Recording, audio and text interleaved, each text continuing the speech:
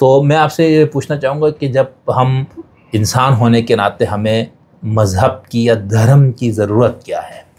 मतलब सब पूछते हैं कि सनातन धर्म है क्या, what the central idea of Sanatan Dharma, Sanatan धर्म का खुलासा क्या है। तो इसीलिए हिंदू मज़हब के जो लोग हैं, सनातन धर्म, सनातन का एक्चुअली मतलब एटर्नल, ठीक, और इसका जो मीनिंग है वो है जो सदैव से है।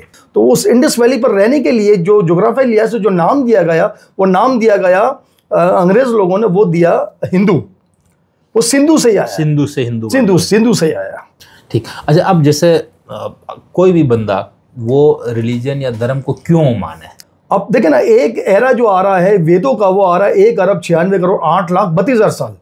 तो सनातन धर्म इस पृथ्वी की सबसे पुरानी किताब है, ऋग्वेद में कहा गया है। अब आप देखें, जिस ईश्वर को आप अपनी आंखों से देख ही नहीं सकते, तो उसकी मूर्ति आप कैसे बना सकते? नहीं बना सकते, ईश्वर की मूर्ति आप नहीं बना सकते। नमे पार्श्वहस्तिकतम नान वातेतीय वतत्यम वर्त एव चक्रमणि। इस संसार को कर्मों और गुणों के आधार पर मैंने रच तो दिया, लेकिन इंसान कैसे वजूद में आया? ये सर्कल है पूरा। जब ये एक पूरा सर्कल खत्म हो जाता है तो ब्रह्मा जी का एक दिन हो जाता, पूरा दिन में वो सर्जन करते हैं, और उनका निकाला तो उनका आया कि भाई वो जो है हनुमान जी 84 लाख और 57,000 पहले वो आए, इनका जन्म हुआ था, 5:03 पे हुआ था। और जो नक्शा, इतना फैक्ट जो है आज तक कोई भी मज़हब दुनिया का नहीं बता पाया। सनातन धर्म का इतिहास ये कि अंग्रेज़ भी इसको मानते हैं कि इतना फैक्ट फिगर इतने अरबों साल पहले ये कैसे आ गया। और ब्रह्मा ने जो पहला जो मनुष्य बनाया था उसका नाम था मानव। मानव से मनुष्य पड़ा, आदम से आदमी पड़ा, मानव से मनुष्य पड़ा, और वो उनका बेटा था। बता रहे, लेकिन जो जदीद साइंस की जो रिसर्च है ना, वो इन तीनों मज़हब को थोड़ा सा चैलेंज करती है, तो उसका फिर कैसे हल पेश? नहीं, कैसे चैलेंज करती है वो? तो वो कहते हैं कि मतलब ऐसा नहीं था कि कोई देखे दुनिया, हमारे यहाँ कहा जाता है लोकोस्ति संशात्मा विनश्यति शरीर लोकोस्ति न पहा न सुगन संशा आत्मा, कि जब भी आप दुनिया में आएंगे तो हिंदू और सनातन क्या हिंदू मज़हब का नाम है, धर्म का नाम हिंदू है या सनातन है? अगर हम ये कहें कि सनातन धर्म में खुदा या उलूहियत का क्या तस्वुर है, और ये जो हम लोग इस्तेमाल करते हैं ईश्वर, भगवान वगैरह, ये क्या है? ये उस ईश्वर का कोई सानी नहीं, उसको देख नहीं सकते, उसको आप पा नहीं सकते, क्योंकि उसका कोई वजूद ही नहीं है। वजूद ऐसे है कि आप उसको महसूस कर सकते हैं। उसका जब अवतार हुआ था, हम कहते हैं कि यदा यदा ही धर्मस्य ग्लानिर्भवति भारतौ अभ्युत्थानम अधर्मस्य ददात्मानं सृजाम्यहं परित्राणाय साधूनां विनाशाय दुष्कृतं धर्म संस्थापनार्थाय संभवामि युगे युगे। वेजिटेरियन है, और ये धर्म ऐसा है कि आप दरख्तों को मानते हैं, आप माने, आप मूर्ति को मानते हैं, आप मान लें, नहीं मानते नहीं माने। ये हमारे यहाँ गाय को इसलिए महत्व दिया जाता है कि ये जो कृष्णा था वो उनको बहुत माँ बोलता था, और उसका दूध पीता था, तो वो उसने पहली बार माँ गाय को जो कहा वो कृष्णा ने कहा। आप देखें कुरान शरीफ में वाज़ेह हिदायत है कि और तुम मेरी कौन कौन सी नेमत को जुटलाओगे, कितनी सारी बातें अल्लाह ताला ने कही, उसके बाद कहा कि और तुम कौन कौन सी नेमत से जुटलाओगे। अच्छा, भगवान बोलते तो ये क्या होता है? उन्होंने वादा किया, प्रॉमिस किया। ये गीता जी में एक श्लोक है, यदा यदा ही धर्म से गिलाने, ये प्रॉमिस किया है कि हर युग में मैं आऊँगा और शैतानों को मारकर जो धर्म है, जो सिस्टम है, उसको अपनी जगह पर लाके खड़ा कर दूंगा, इसके बाद में जाऊंगा, ऐसे नहीं जाऊंगा। जटा टवी गल जला परा ही पावि तस्तले गले विलंब लंबताम भुजंग अतुंग मालिकम डमट डमट डमट डमट निडाडवड मरवड़ियम चकार चंड तांडवम तनोतु ना शिवा शिवम जटा गटा संभ्रमा ब्रह्म निर्प निर्जरी विलोवलिति वल्लरी विराजमान मुर्दरी। सलाम, आदाब, नमस्ते, सत श्री अकाल। खुदावन की आप सब पर सलामती हो, शोलोम। उम्मीद है आप सब दोस्त अहबाब खैर खैरियत से होंगे। मैं शमसुद्दीन हसन शिगरी आज एक नए प्रोग्राम और एक इंतहाई अहम शख्सियत के साथ आपकी खिदमत में हाज़िर हुआ हूँ। तालिब इल्म ने जब अपना चैनल शुरू किया था तो उस तारुफ़ी गुफ्तगू में मैंने बहुत शिद्दत के साथ ज़ोर देकर ये बात कही थी कि मेरा मकसद किसी भी मज़हब, इज़्म, अक़ीदा, नज़रिए की तबलीग नहीं है। मेरा मकसद सिर्फ़ अपने दोस्तों को, सुनने वालों को इल्म पहुंचाना है, ज्ञान बांटना है, और उसके लिए हर तरह का नुक्ते नज़र का बंदा मेरी ख्वाहिश और कोशिश होती है मैं उनको बुलाऊं और उनसे उनका नुक्ते नज़र ख़ुद भी समझूं और दोस्तों तक पहुंचाऊं। और उसमें फिर जाहिर सी बात है हमारे इस पट्टी पे, जिसको हम हिंदुस्तान पाकिस्तान की पट्टी कहते हैं, बर्र सग़ीर, यहाँ पर मुख्तलिफ़ मज़ाहिब और मुख्तलिफ़ तहज़ीबों का ये जो है वो जाए पैदाइश है।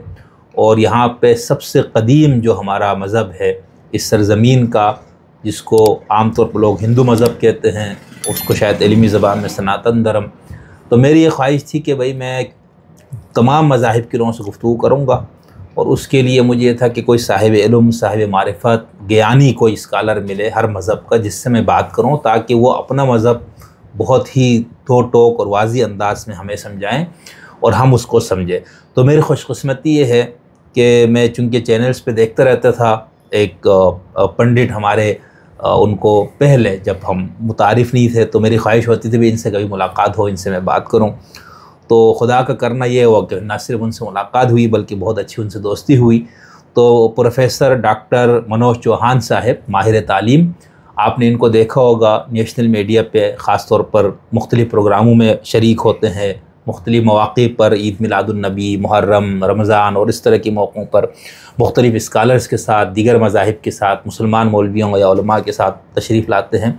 इसके साथ साथ आप हिंदू मज़हब के एक पाकिस्तान में बहुत ही नामवर हिंदू स्कॉलर हैं, और उसके साथ साथ सनातन धर्म सोसाइटी पाकिस्तान के आप प्रेसिडेंट हैं।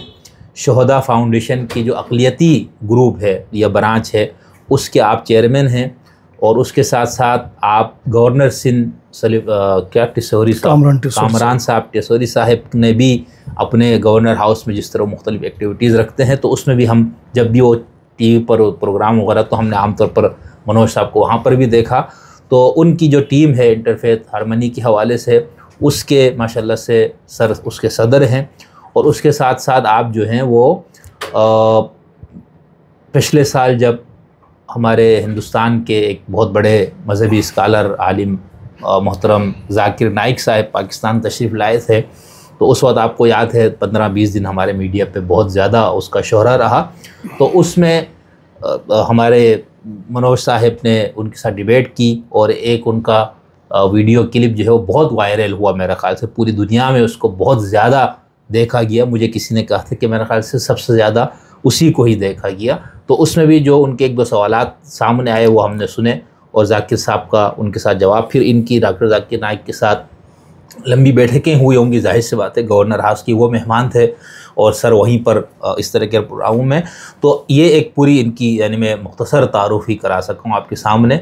आइंदा हम उम्मीद रखेंगे, मैंने अभी ऑफ द रिकॉर्ड गुफ्तगू में भी इनसे दरख्वास्त की, हमारी बहुत दिली तमन्ना, मेरी शदीद ख्वाहिश है कि कम से कम पाकिस्तान में तमाम अक़लियती मज़ाहिब जितने भी है वो सब खुल के काम करें, अपने इदारे बनाए, रिसर्च कौंसल्स बनाए, वहाँ पर स्कॉलर्स रखे, अपने बच्चों को कम से कम मज़हब की ठोस तालीम ये लोग अपना दें।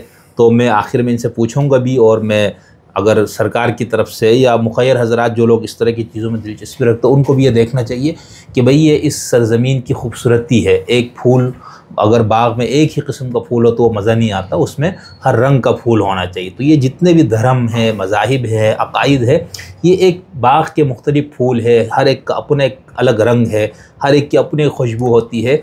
तो हम बाहमी रवादारी, बाहमी मोहब्बत, बाहमी बर्दाश्त के साथ रहने के लिए एक ऐसी सोसाइटी का क़याम जिसमें हम सब एक दूसरे को सुनें, एक दूसरे से सीखें, एक दूसरे को कबूल करें। तो हम इंशाल्लाह मनोज साहब से दरख्वास्त करेंगे भाई कि इस पर आप लाजिमन तवज्जो दीजिए, क्योंकि आपके ताल्लुकात भी काफ़ी ऊपर लोगों के साथ भी है, तो उसको भी आप इस्तेमाल करें। अपने कम्युनिटी को भी आप इस तरह से रखें कि कम से कम कुछ रिसर्च इदारे हिंदू धर्म के या सनातन धर्म के, यहाँ पर संस्कृत ज़बान वगैरह, हिंदी लैंग्वेज जिसके अंदर बहुत है। अब मेरे पास देखें चंद किताबें बड़ी मुश्किल से, और इसमें से भी ज़्यादातर लोग मुसलमानों ने काम किए, यानी तर्जुमे जो है भगवद गीता के, वेद के, इसी के उपनिषद। मतलब आप सोचें कि किस कदर इसने हिंदी तहज़ीब और पूरी दुनिया के तालीम याफ्ता तबके को मुतासिर किया हुआ है। तो हमारी ये ख्वाहिश है कि कम से कम मनोज साहब जैसे स्कॉलर जो हैं वो इनको असल ओरिजिनल ज़बान में हमारे जैसे भूखे प्यासे तालिब इल्मों को, जो इल्म के प्यासे हैं, उनको पढ़ाएँ। इंशाल्लाह अगर ये इदारा बनाएंगे तो कराची में, इस्लामाबाद में, जहाँ पर भी, तो बहुत इसको सराहा जाएगा। बाकी ये कि माशरे में कुछ इंतहा पसंद हर तबके में होते हैं। उम्मीद ये है कि लोग इसको उस तरह से नहीं लेंगे कि दूसरा मज़हब क्यों भाई, यहाँ पर मसीही लोग माशाल्लाह बड़े बड़े इदारे बना के काम कर रहे हैं और भी, तो हमारी ये ख्वाहिश और तमन्ना है। सर बहुत शुक्रिया, मैंने आपके और हमारे सुनने वालों के दरमियान लंबी गुफ्तगू कर ली। तो सर मैंने अपना जो चैनल है ना वो छोटा सा अभी बस तालिब इल्म के तौर पर, और मेरी कोशिश होती है कि एकेडमिक लेवल की गुफ्तगू हो, रिसर्च बेस बात हो। और मैं जैसे मुसलमानों में आपको पता है ना शिया सुन्नी वहाबी देवबंदी ये सारे हैं, और इसके अलावा लिबरल्स हैं हमारे यहाँ, एथियस्ट लोग हैं जिनको हम नास्तिक कहते हैं। तो मैं सबको मैंने बुलाया है, सबसे मैंने गुफ्तगू की। अब मेरा जो अगला प्रोजेक्ट था वो यही था कि मैं मज़ाहिब आलम पर, दुनिया के बड़े मज़ाहिब, तो उसमें जाहिर सी बात है हम जिस सरज़मीन पर रहते हैं वहाँ का ओरिजिनल जो असल मज़हब वो तो हम हिंदू मज़हब को समझते हैं, सनातन धर्म को। वो इतना वसी मज़हब है, बल्कि हम जब हिस्ट्री और फ़िलासफ़ी वगैरह पढ़ते हैं ना उसमें एक झगड़ा है, इख्तलाफ है कि भाई फ़िलासफ़ी की जन्म जो है वो हिंदुस्तान में है या अपना यूनान में। तो बहुत से लोग कहते हैं अफलातून वगैरह ने यहाँ से असर कबूल किया, यानी हमारी जो हिंदी तहजीब हम जिसको कहते हैं, अब चलो हिंद अरब कल्चर भी कहा जाता है इसको, कि जब मुसलमान यहाँ आए तो उनका भी एक कल्चर का असर, लेकिन हिंदी तहजीब इस कदर रिच है, इतना मवाद है उसके अंदर ना बहुत ज़्यादा, और रोशनी उसके अंदर बहुत ज़्यादा है। तो हमारी ये ख्वाहिश थी कि भाई हम गुफ्तगू इसी मज़हब से शुरू करें, और उसके लिए मेरी खुशकिस्मत थी कि आपसे मुलाकात हुई, दोस्ती हुई, ताल्लुक़ बना। अब मैं ये आज मैंने कुछ सवालात रखे हैं जो यूँ समझ लीजिए कि मैं ख़ुद भी और मेरे सुनने वाले ने एक उनके जहन में मुकम्मल एक हिंदू स्कॉलर की ज़बानी हिंदू धर्म या सनातन धर्म की पूरी पिक्चर आ जाए। और उसके साथ फिर आगे मेरी ख्वाहिश और कोशिश होगी कि मैं कुछ ख़ास टॉपिक्स लूँगा सनातन धर्म के, उसमें से एक एक टॉपिक पे आपसे तफसीली हम नशिस्तें रखेंगे, ठीक है सर। अच्छा, मैं अब सवाल चूँकि मैंने दीगर लोगों से जिनसे भी रखा, तो उसमें मेरा एक तरीका है कि 2-3 मैं अपने हिसाब से कुछ बुनियादी सवालात करता हूँ, धर्म रिलीजन, यानी उसमें हम हिंदू मुसलमान के नहीं, ख़ुद रिलीजन या ख़ुद धर्म से मुतालिक, इंसानी अक़ल से मुतालिक, इंसानों के सवाल से, उसके बाद फिर मैं इस पर जाऊँगा। तो मैं आपसे ये पूछना चाहूँगा कि जब हम इंसान होने के नाते हमें मज़हब की या धर्म की ज़रूरत क्या है? देखें, धन्यवाद आपका कि आपने इनवाइट किया और एक वसी चैप्टर को आपने आज श्लोक से शुरू करें ना गुफ्तगू। हमारा जो सबसे दुनिया में सबसे बड़ा जो श्लोक है वो यही, मैं अक्सर जगह पे कहता हूँ कि सर्व मंगल मंगल्ये शिव सर्व साधिके शरण्ये त्र्यंबके गौरी नारायणी नमस्ते और सर्वधर्मान् परित्यज्य माम एकम शरणं व्रजः अहम तमाम स्वरूपा बीबीओ मोक्षे स्वामी मस्च। Most important two terms understanding Sanatan Dharma, मतलब सब पूछते हैं कि सनातन धर्म है क्या, what the central idea of Sanatan Dharma, Sanatan धर्म का खुलासा क्या है। तो सनातन धर्म ये सृष्टि जब बनी थी उस वक्त से ये जो पहला जो धर्म कहता है धारण करने को, जो चीज़ें आप अपने ज़िंदगी में अपने कैरेक्टर में अपने किरदार में लाते हैं उसको धर्म कहते हैं। और हर इंसान के अपने अपने अलग अलग धर्म होते हैं, लेकिन जब हिंदू मज़हब की आप बात करें तो उसका जो पहला धर्म है वो ये है कि सत्य आप छोड़ नहीं सकते, आप किसी भी हालत किसी भी सिचुएशन में आप सच को छोड़ नहीं सकते। दूसरा ये कि आप अहिंसा नहीं कर सकते किसी इंसान पर, किसी जानवर पर, यहाँ तक कि आप छोटी सी जो चूंटी है कहीं जा रही है उसको आप रोक नहीं सकते, उसको मार नहीं सकते। ये उसकी परिभाषा है।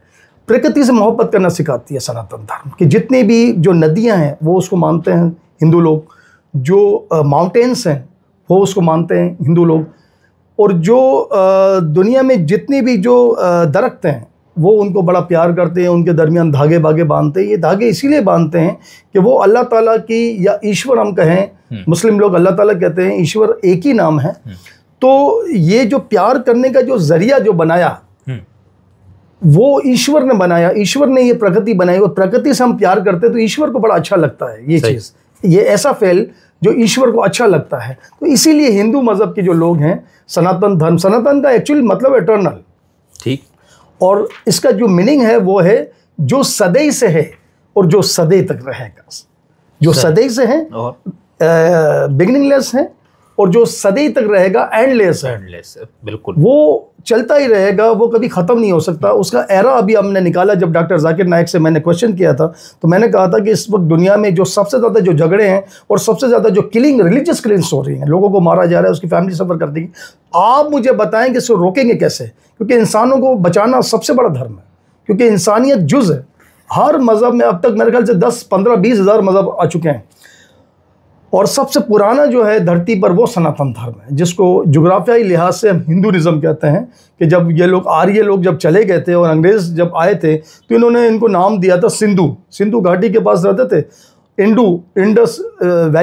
इंडस वैली से मुतासिर होकर फिर इनका नाम उन्होंने हिंदू पढ़ा। एक्चुअली हिंदू कोई नाम ही नहीं है। ये जिस तरह हम पाकिस्तानी हैं तो आप भी पाकिस्तानी, मैं भी पाकिस्तानी, तो सभी पाकिस्तानी, तो सब पाकिस्तानी कैसे होते हैं? वो पाकिस्तानी इसलिए हैं कि जो धरती है वो पाकिस्तान उसका नाम है, तो हम पाकिस्तानी हैं।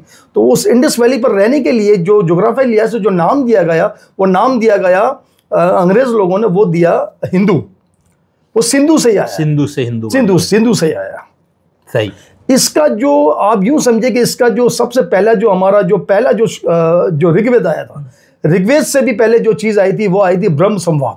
जो पहली किताब ब्रह्मा की तरफ से आई थी वो है 1 अरब 97 करोड़ 46 लाख 4 लाख 32 हज़ार साल उसके अभी तक के।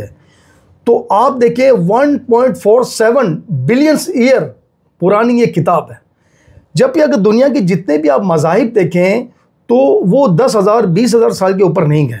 लेकिन सनातन धर्म कहता है कि उसकी जो भगवद गीता जो आई थी, जो पहली बार जो भगवद गीता आई थी वो आई थी ऋग्वेद के 10वें मंडल में। भगवद गीता एक्चुअली उपनिषद है।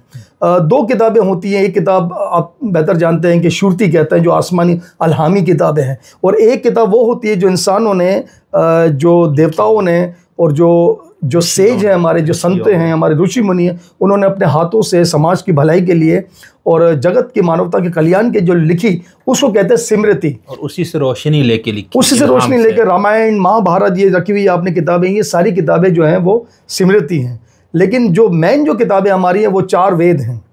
पहला वेद है ऋग्वेद, जिसके 10वें मंडल की भगवद गीता जो आपने ऊपर अभी उर्दू वर्जन के साथ आपने रखी है, तर्जुमा और तशरीह दोनों है। हाँ। दूसरा जो है वो है यजुर्वेद। दुनिया भर की जो टेक्नोलॉजी है वो यजुर्वेद में है। तीसरी है सामवेद, जो संगीत की उसमें क्लासिकल और संगीत की उसमें तालीम दी जाती है, वो सारी चीज़ें उसमें मेंशन की हुई हैं। और जो चौथा वेद है वो है यजुर्वेद, सामवेद, अथर्ववेद।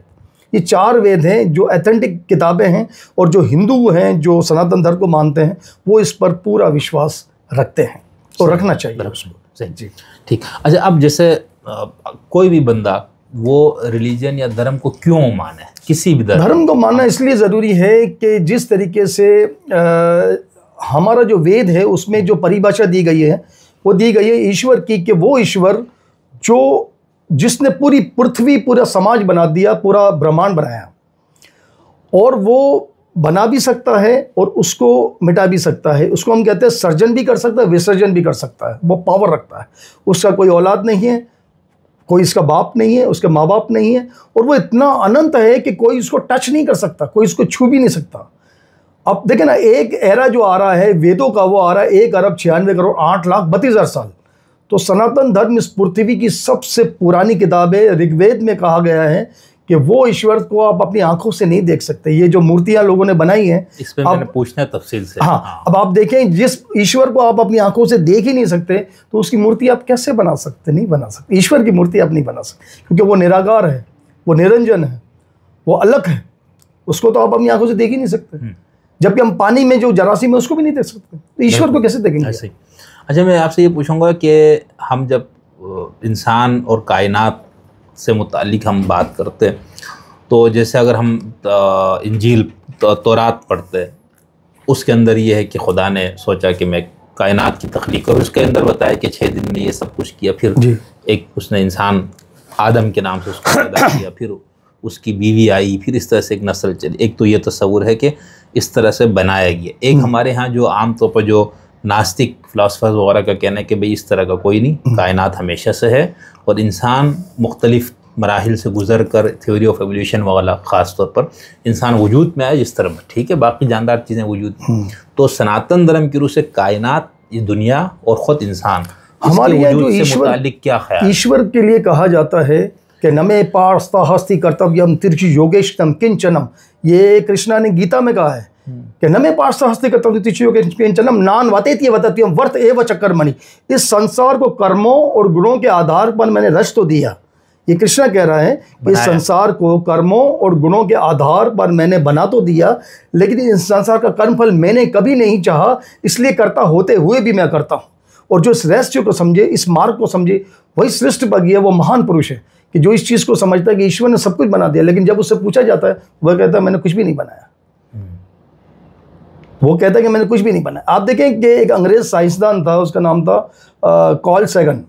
कार्ल सैगन ने अपनी दुनिया की जो सबसे बड़ी किताब है, क्योंकि दुनिया का सबसे बड़ा कॉस्मोलॉजिक है वो, उसने कहा कि ये जो सनातन धर्म है, उनके जो वेद हैं वही सुपीरियर है। और वहीं से हम लोगों ने भी उसको देखकर प्लास्टिक सर्जरी शुरू की। ये जो विमांस बनाए और जितनी भी टेक्नोलॉजी बनाई वो वेदों से बनाई है। उसने अपनी किताब में लिखा, कार्ल सैगन ने अपनी किताब में ये मेंशन किया है।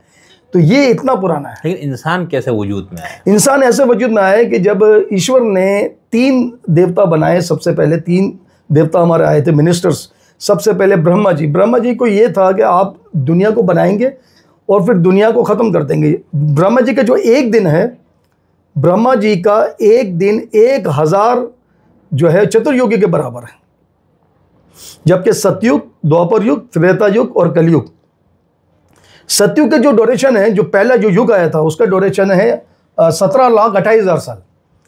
जो द्वापर युग का त्रेता युग, जो त्रेता युग का जो ड्यूरेशन है वो है 12,96,000। जो त्रेता युग का, जो द्वापर युग का जो ड्यूरेशन है वो है 8,64,000 साल। और ये जो जिसमें हम जी रहे हैं इस वक्त वो है कलयुग, और उसका ड्यूरेशन है 4,32,000 साल। जब आप इसको गणित करेंगे, कैलकुलेशन करेंगे, तो आएगा फिगर 43,20,000। ये सर्कल है पूरा।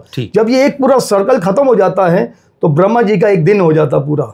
दिन में वो सर्जन करते हैं और इतना ही साल पुराना उसका रात है, वो विसर्जन करते हैं। कितने सालों में? 1000 सालों में। मतलब एक सर्कल बनता है, इसको आप ज़रब कर दें, डिवाइड कर दें 1000 साल से, तो जितना जो फिगर आता है वो ब्रह्मा जी का टोटल दिन होता है। सही। और सृष्टि इतने दिन चलती है, सृष्टि इतने दिन चलती है। तो हमारे यहाँ जो फिगर है, इसकी इतने फैक्ट इसलिए होते हैं कि ये धर्म सबसे पुराना था। जो यजुर्वेद है उसमें जन्म कुंडलियों का सिस्टम बताया गया है। सर आप पढ़ें तो आपको पता चलेगा। आप देखें अभी बीच में अंग्रेज़ लोगों ने श्री राम की कुंडली निकाली, हमारे एक पंडित को भेजा, और इंटरनेशनल पंडित थे वो। इन्होंने श्री राम की जो कुंडली निकाली, और नासा ने जब अपने सॉफ्टवेयर में जब उसको डाला, उसको रिसर्च के द्वारा चेक करने के लिए, तो पता चला कि 7148 BC कंप्लीट हो गया। अब ये इतना कैलकुलेशन कहाँ, नक्षत्र का कहाँ से, प्लानेट कहाँ से इतना? हनुमान जी का बताया। फिर हनुमान जी का, भाई हनुमान जी आज भी बड़े मशहूर हैं। श्री हनुमान जी जो राम के सेवक थे, उनके एम्बेसडर थे, इनके दूत थे, उनका निकाला तो उनका आया कि भाई वो जो है हनुमान जी 84 लाख और 57,000 पहले वो आए। इनका जन्म हुआ था 5:03 में हुआ था, और जो नक्षत्र थे वो शुक्ल पक्ष था, पूर्णिमा का दिन था, और ट्यूसडे का दिन था। इतना फैक्ट जो है आज तक कोई भी मज़हब दुनिया का नहीं बता पाया। सनातन धर्म का इतिहास ये कि अंग्रेज़ भी इसको मानते हैं कि इतना फैक्ट फिगर इतने अरबों साल पहले ये कैसे आ गया।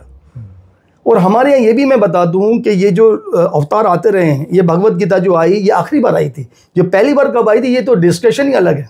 जो आखिरी बार जो आई थी वो आई थी 5000 और समथिंग साल पहले, और जो आखिरी बार जो राम आए थे वो आए थे 7,000 साल समथिंग पहले, जो अभी मैंने आपको बताया। तो ये समझना बहुत ज़रूरी है, बहुत ज़रूरी है कि सनातन का जो एरा है इसमें लोग आते गए हैं।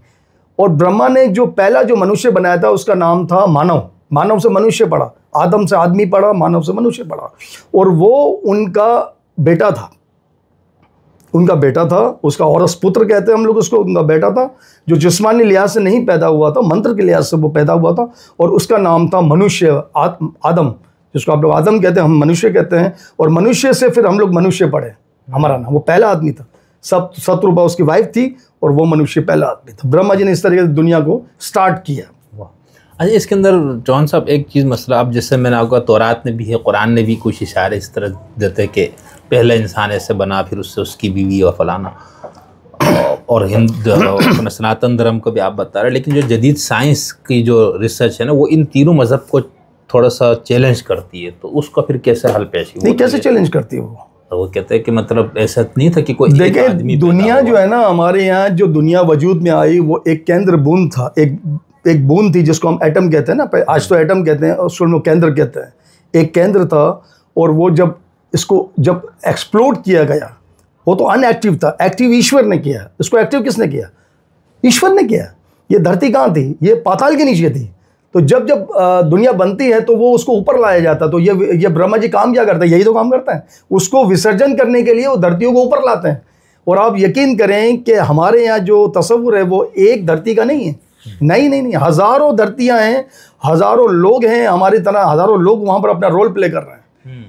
हज़ारों दुनिया में इस वक्त, और ये सब किताबों में लिखा, ये सब किताब, ये हमारी किताबों में लिखा हुआ है। हमारे यहाँ किताबों में लिखा हुआ है कि ब्रह्मा जी जब सांस लेते थे तो हज़ारों लाखों की तादाद में सृष्टि जन्म लेती थी।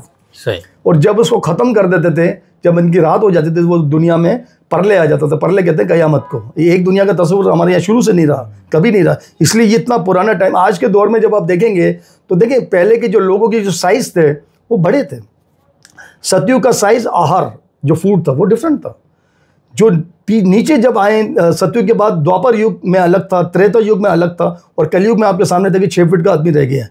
लेकिन पहले के लोग बड़े बड़े थे, उनके हाथ बड़े थे, उनका जो फूड था वो बहुत ज़्यादा था। तो आज के लोग अगर साइंटिफिकली लॉजिकली हम देखें तो वो प्रूफ नहीं कर पाएंगे। तो साइंस से बहुत सारी चीज़ें, साइंस से जो है वो बिल्कुल परे हैं। धर्म साइंस से परे, स्पिरिचुअल चीज़ें साइंस से परे। इसको थोड़ा वाज़ी करें मजीद, मतलब आगे कह रहे कि साइंस का एक अपना देखें। अभी एक लड़की पैदा हुई कुछ दिन पहले भारत में, ये बड़ा मशहूर वाक़या है पूरी दुनिया में। उसका नाम था शांति। शांति पैदा हुई, और शांति का जब वो 6-7 साल की हुई तो इसने कहा कि भाई ये जो घर है ये मेरा नहीं है। आप बार बार पूछते हैं ना, ये घर मेरा नहीं है, मुझे लगता ही नहीं मेरा है। तो उसने, तुम्हारा घर कौन सा? बोला मेरा घर जो है वो दूसरे शहर में है, और मेरे जो हस्बैंड है उसका नाम है धनोधर या पता नहीं इस टाइप का कोई नाम बताया। बोला वो है, और उसकी जो है कपड़े की दुकान है। ये मेरा घर नहीं है, उस शहर में है। तो लोगों ने बोला कि ये क्या बोल रही है? बोला चेक करते हैं। जब इनको चेक किया गया तो पता चला कि भाई इनके हस्बैंड की दुकान थी, वो दुकान है उस शहर में। बोला यार ये क्या हो रहा है? बोला तुम्हारी शादी कब हुई? बोला शादी हुई, मेरे बच्चे भी हैं। तो जब एक आदमी आया, बोला अब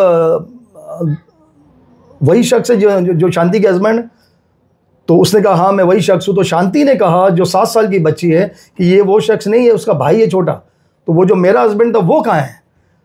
तो वो बड़ा शर्मिंदा हुआ कि यार ये पुनर्जन्म हमारे यहाँ कहा जाता है, रिकार्नेशन। पुनर्जन्म की वजह से बहुत सारी चीज़ें क्लियर हो जाती है। हमारा धर्म सिंगल वे नहीं है, वो 2 है। उसमें पूरा सिस्टम दिया हुआ है कि ज़िंदगी आप कैसे गुजारेंगे। आप जब आप मर जाएंगे तो आपका जो सफ़र है वो शुरू हो जाएगा। सफ़र ख़त्म नहीं होगा, सफ़र शुरू हो जाएगा। हमारे यहाँ कहा जाता है लोकोस्ति वृद्धन संशा आत्मा विनश्यति, शरीर लोकोस्ति न पहा न सुगन संशा आत्मा, कि जब भी आप दुनिया में आएंगे तो जो मरना है वो अटल है, मृत्यु अटल है, और मरने के बाद आप दोबारा जन्म लेंगे ये भी अटल है।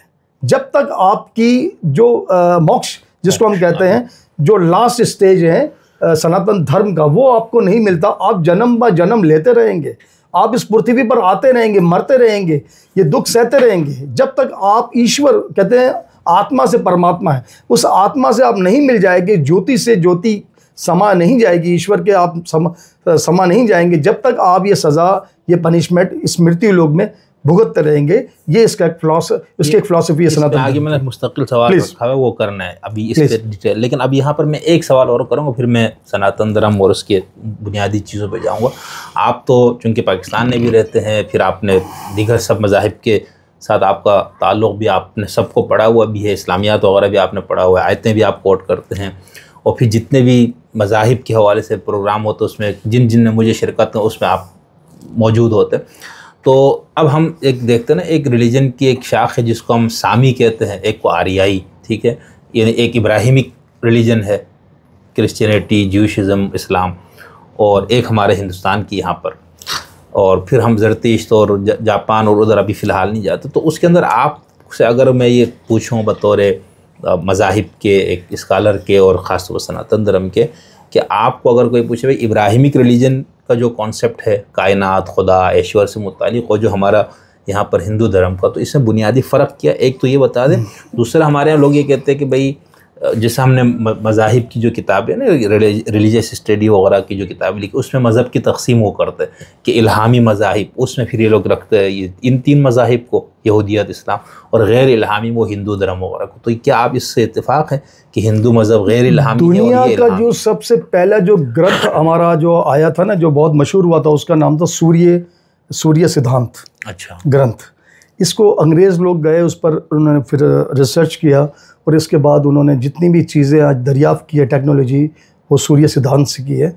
और वो दुनिया का कोई भी आदमी ऐसा नहीं जो वेदों को नहीं मानता। आज की तारीख में, 2025 में कोई भी आदमी ऐसा नहीं है। कोई भी मज़हब के लोगों से पूछे आप वेद को मानते हैं, तो वो बोलेगा बिल्कुल मानते हैं, क्योंकि दुनिया की सबसे पुरानी किताब है।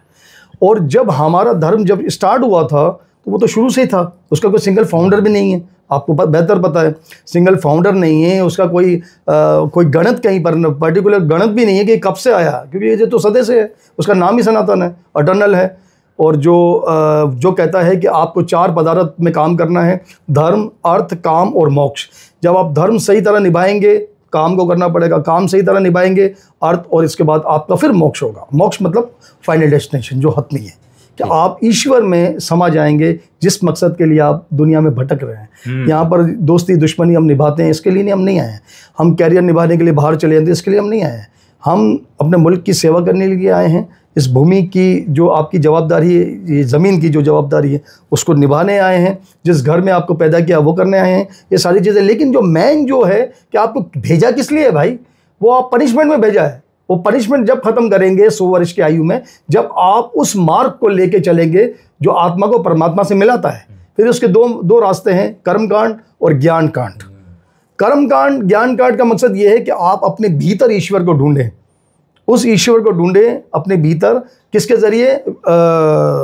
इसके ज़रिए, क्या कहते हैं हम, क्या मुझे वर्ड याद नहीं आ रहा, वो हम एक्सरसाइज जो करते हैं, क्या कहते हैं? अमल। नहीं, जो एक्सरसाइज करते हैं, मुझे वर्ड याद नहीं रहा सुनने में। हाँ, अपना क्या यार, इतना जो एक्सरसाइज करते हैं, वही मैं इस वक्त मुझे पर्टिकुलर वर्ड याद नहीं आ रहा। उसके ज़रिए वो है, हाँ, योगा के ज़रिए क्या करते हैं कि वो अपने जिस्म में, मैंने ढूंढा अपना शरीर तो माही में तो बन गया रे फकीर। जब आप इसको ढूंढ लेंगे तो आपको पता चलेगा कि यार दुनिया में तो कुछ रखा ही नहीं है, ईश्वर का पता चल जाएगा, जिसको हम ब्रह्म ज्ञान कहते हैं। हमारे यहाँ जिस्म में 9 द्वार हैं, 9 दरवाजे हैं, जिसको एक एक को जब आप बंद करते जाएंगे तो 10वां द्वार यहाँ पर होता है, यहाँ इस जगह पर होता है, वो खुल जाएगा। और जब वो खुल जाएगा तो आपका लिंक ईश्वर से लग जाएगा। ये महात्मा गौतम कहाँ से आए थे? महात्मा गौतम ने तपस्या की हज़ारों साल, और जब उसका 10वां द्वार खुल गया तो उसको जो है वो ईश्वर से उसकी बात हुई। इसके बाद वो खामोश हो गए। जब उसकी वाइफ आई उससे मिलने के लिए, तो उसने कहा था कि आप देवी हैं। यशोधरा आई। आप मेरी वाइफ नहीं है यशोदा, आप मेरी वाइफ नहीं हैं, आप देवी हैं, आप मेरी बहन हैं। बोलता है, अरे बोला आप कैसी? बच्चा उसका मिलने के लिए आया, वो जवान हो गया था, वो भी बुढ़ा हो गया था। तो उसने कहा था कि आप जो हैं, आप हमारे भाई हैं। बोलता मैं आपको बेटा हूँ। उसने कहा अब दुनिया में मेरे लिए कुछ भी नहीं रहा, मेरे को बादशाहत भी नहीं चाहिए। मैंने वो चीज़ ढूंढ ली है जो आज तक किसी ने नहीं ढूंढी, कि दुनिया दुखी क्यों है, हर आदमी सुखी क्यों नहीं है, ये दुखी क्यों है। तो दुख का जो निवारण है वो मैंने ईश्वर से पूछा है। और वो हज़ारों साल मैंने तपस्या की, कई लोगों के पीछे में गया, मैंने कई गुरुओं को, कई लोगों से मार खाई है, और सारी ज़िंदगी ख़त्म करने के बाद मुझे अपने अंदर से ये जवाब मिला कि इसका निवारण क्या है। हम जो अपेक्षा इंसानों से रखते हैं, हम जो एक्सपेक्टेशन इंसानों से रखते हैं, गवर्नमेंट से रखते हैं, कुछ भी, जब वो टूटते हैं तो दिल भी टूट जाता है। तो आप ऐसी उम्मीद ही नहीं रखें। जो अल्लाह से, ईश्वर से मांगता है, वो कभी किसी से नहीं मांगता। बिल्कुल। तो ये चीज़ जो ढूंढी थी, वो ढूंढी थी महात्मा गौतम ने। उसका जो पहला जो सबसे पहला जो उसका मिशन था, वो ये था कि दुनिया में जितने भी जानवर हैं उसकी रक्षा की जाए, पौधों की और नदियों की और माउंटेन्स की रक्षा की जाए। तो आप देखें, उसका जो पहला जो नुक्ता था वो था अहिंसा नहीं करो। अहिंसा, आप किसी जानवर को काट नहीं सकते, बलि नहीं चढ़ा सकते, आप उसको ज़ुबा नहीं कर सकते किसी के नाम पर भी। आपने जब बनाया नहीं तो आप ज़ुबा भी नहीं कर सकते, और जब आप उसको मार देंगे तो जानते हैं। तो अपनी ज़बान के टेस्ट के लिए आप किसी को टच भी नहीं कर सकते आप। तो वो उसने हज़ारों साल भूखा रहा वो, और बिल्कुल उसने तपस्या की, और ये चीज़ उसने डाल दी। और उसने फिर ये कहा कि दुनिया में जो है, जो लोग जो है कर्मणि वादकारस्ते माँ कर्म फलेषु कदाचनम, जो कर्म करते हैं वही लोग श्रेष्ठ होते हैं। अल्लामा इकबाल ने भी यही कहा है कि अमल से बनती है ज़िंदगी, जन्नत भी जहन्नुम भी, और ये खाकी अपनी फितरत में है, ना नूरी है ना नारी है। तो ये जो मज़हब आपने कहा ना, मज़हब ज़रूरी इसलिए है कि वो धर्म सिखाता है। वरना आप अपनी माँ को जिस नज़रिए से देखते हैं आप अपनी बीवी को तो नहीं देख सकते। तो ये रोकता कौन है हमें? दोनों एक ही घर में होते हैं, आपकी छोटी बहन भी होती है, सब जवान है। ये इसलिए होता है कि जब तक आप धर्म बीच में नहीं होगा तो आप जो है वो सोसाइटी को आप आइडेंटिफिकेशन नहीं कर सकते। बहुत अच्छा। उसको करने के लिए ज़रूरी है कि धर्म को बीच में लाया जाए। इस्लाम देखिए दुनिया का बेहतरीन धर्म है, आज पूरी दुनिया मुसलमान हो गई। क्या मसला है इसमें? वो भी यही कहता है कि इंसानों से मोहब्बत करो, जानवरों पर आप तशद्दुद ना करो और पूरी दुनिया में मोहब्बत। तो हमारा जो मैसेज है कि आप सर्वधर्मान परित्यज्य शरणं एक, और दूसरा ये है कि आप सर्वमंगल मंगलिए। सर्वमंगल हम किसी एक शख्स के लिए, फिरके के लिए बात ही नहीं करते। हम तो कहते हैं कि पूरी दुनिया में शांति हो जाए और जो सुख हम भोग रहे हैं वो दूसरे भी भोगें। वाह। अच्छा मनोज साहब, मैंने 2-3 सवालात रखे थे लेकिन आपकी पूरी गुफ्तगू में वो सब कवर हो गया, तो मैं इसको छोड़ देता हूँ। एक चीज़ जो अभी आपने हालांकि बात की है उस पर मैं चाह रहा हूँ थोड़ा इसको मज़ीद वाज़ी करें, क्योंकि हमारे यहाँ लोगों को ख़ुद सनातन धर्म वालों में ये चीज़ किस तरह वाजी है नहीं मुझे नहीं पता, लेकिन जो आम यहाँ पाकिस्तान में हम जिन लोगों को देखते हैं, पढ़े लिखे लोग, मजहबी लोग भी है, उनको वाजी नहीं है। तो फिर हम जब किताबें पढ़ते उसमें हमें नज़र आता भी सनातन का लफ्ज़ इस्तेमाल होना, ये हिंदू आपने बात की, लेकिन मैं चाहे इसको थोड़ा और खोले कि हिंदू और सनातन क्या हिंदू मजहब का नाम है, धर्म का नाम हिंदू है या सनातन है, और दोनों के क्या माने? ईश्वर का जो पहला नाम जो रखा गया ना इस कायनात में, ये मैं जो बात कर रहा हूँ ये बहुत कम लोग जानते हैं, हिंदू लोग भी नहीं जानते। उसका सनातन नाम था। पहला जो नाम था सनातन था। जैसे आप अल्लाह कहते हैं ना, अल्लाह, इसके अलावा कोई वर्ड ही नहीं है। जो हमारे यहाँ 108 नाम अल्लाह के दिए हैं, ईश्वर के दिए हैं।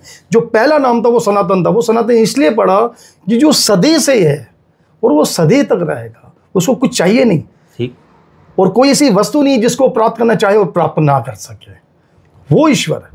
तो सनातन खुद ईश्वर का, सनातन जो है वो ईश्वर का नाम है, और इसका जो, क्योंकि ईश्वर का नाम है तो इसका जो धर्म पड़ा वो भी सनातन। आज तक अभी 2025 तक दुनिया में जितने भी मज़ाहिब आए हैं वो मज़ाहिब हैं, लेकिन जो धर्म है वो तो एक ही है, सनातन। आपने कभी किसी को ये नहीं देखा होगा कि किसी हिंदू को किसी ने कभी बोला होगा, भाई मुसलमान को बोला कि आप हिंदू हो जाएं, या क्रिश्चियन को कहा हो कि भाई आप ऐसा करें, आप हिंदू हो जाएं, आप सनातन धर्म में आ जाएं। वो क्यों नहीं कहते? वो इसीलिए कि हम लोग जो हैं, जब ये धर्म शुरू हुआ था, इंसान बनना शुरू हुआ, तो जो पहला मानव धर्म आया था, इंसानों का जो धर्म आया था वो सनातन था। तो जब ये सनातन है तो उसमें भेदभाव तो है ही नहीं। कौन मुसलमान, कौन पारसी, कौन यहूदी, सारे के सारे हम लोग उसको एक दृष्टि से देखते हैं। यहाँ तक कि जानवरों को भी ईश्वर ने कहा है, कृष्णा ने इस गीता में कहा है, पौधों के लिए भी, पौधों के लिए इस गीता में कहा है कि सानिशा सर्वभूतानाम तस्याम जागृति संयनी, और तस्याम जागृति भूतानी सानिशा पक्षतो मने। मतलब आप चंडाल को भी, कुत्ते को भी, इंसान को भी, वेश्या को भी, शरीफ इंसान को भी, आप सबको एक समान ही देखेंगे, क्योंकि आपके अंदर जो चीज़ें ईश्वर ने डाली हैं वो उसमें भी डाली हैं। ऐसा तो नहीं है कि वो स्पेशल है या आप स्पेशल है, नहीं, आप सबको एक समान देखेंगे। इसीलिए आज तक हम जितने भी मुसलमान हैं या जितने भी यहूदी हैं या जितने भी अदर कौम के जो लोग हैं, हमने सनातनी ही समझते हैं। सनातन ही, सनातन दुनिया का सबसे पुराना धर्म है और वो मानव धर्म है। इसमें जब गीता आई थी तो कृष्णा ने गीता में जो उपदेश दिए थे वो हिंदुओं के लिए थोड़ी थे, वो तो दुनिया के लिए थे कि आप जब उसमें अमल करेंगे, आपने तो पढ़ी है, आपने देखा गीता एक किताब ही नहीं, ये अमले ज़िंदगानी है, वो आदमी होगा या अमर जिसने ये बात जानी है। दुनिया की बेहतरीन किताब है गीता जी। सही, आप इसको पढ़ें, आप बोलेंगे यार क्या क्या लिखा है उसने, अर्जुन ने क्या क्या सवालात किए हैं और कृष्णा ने जो है क्या क्या जवाब दिए हैं।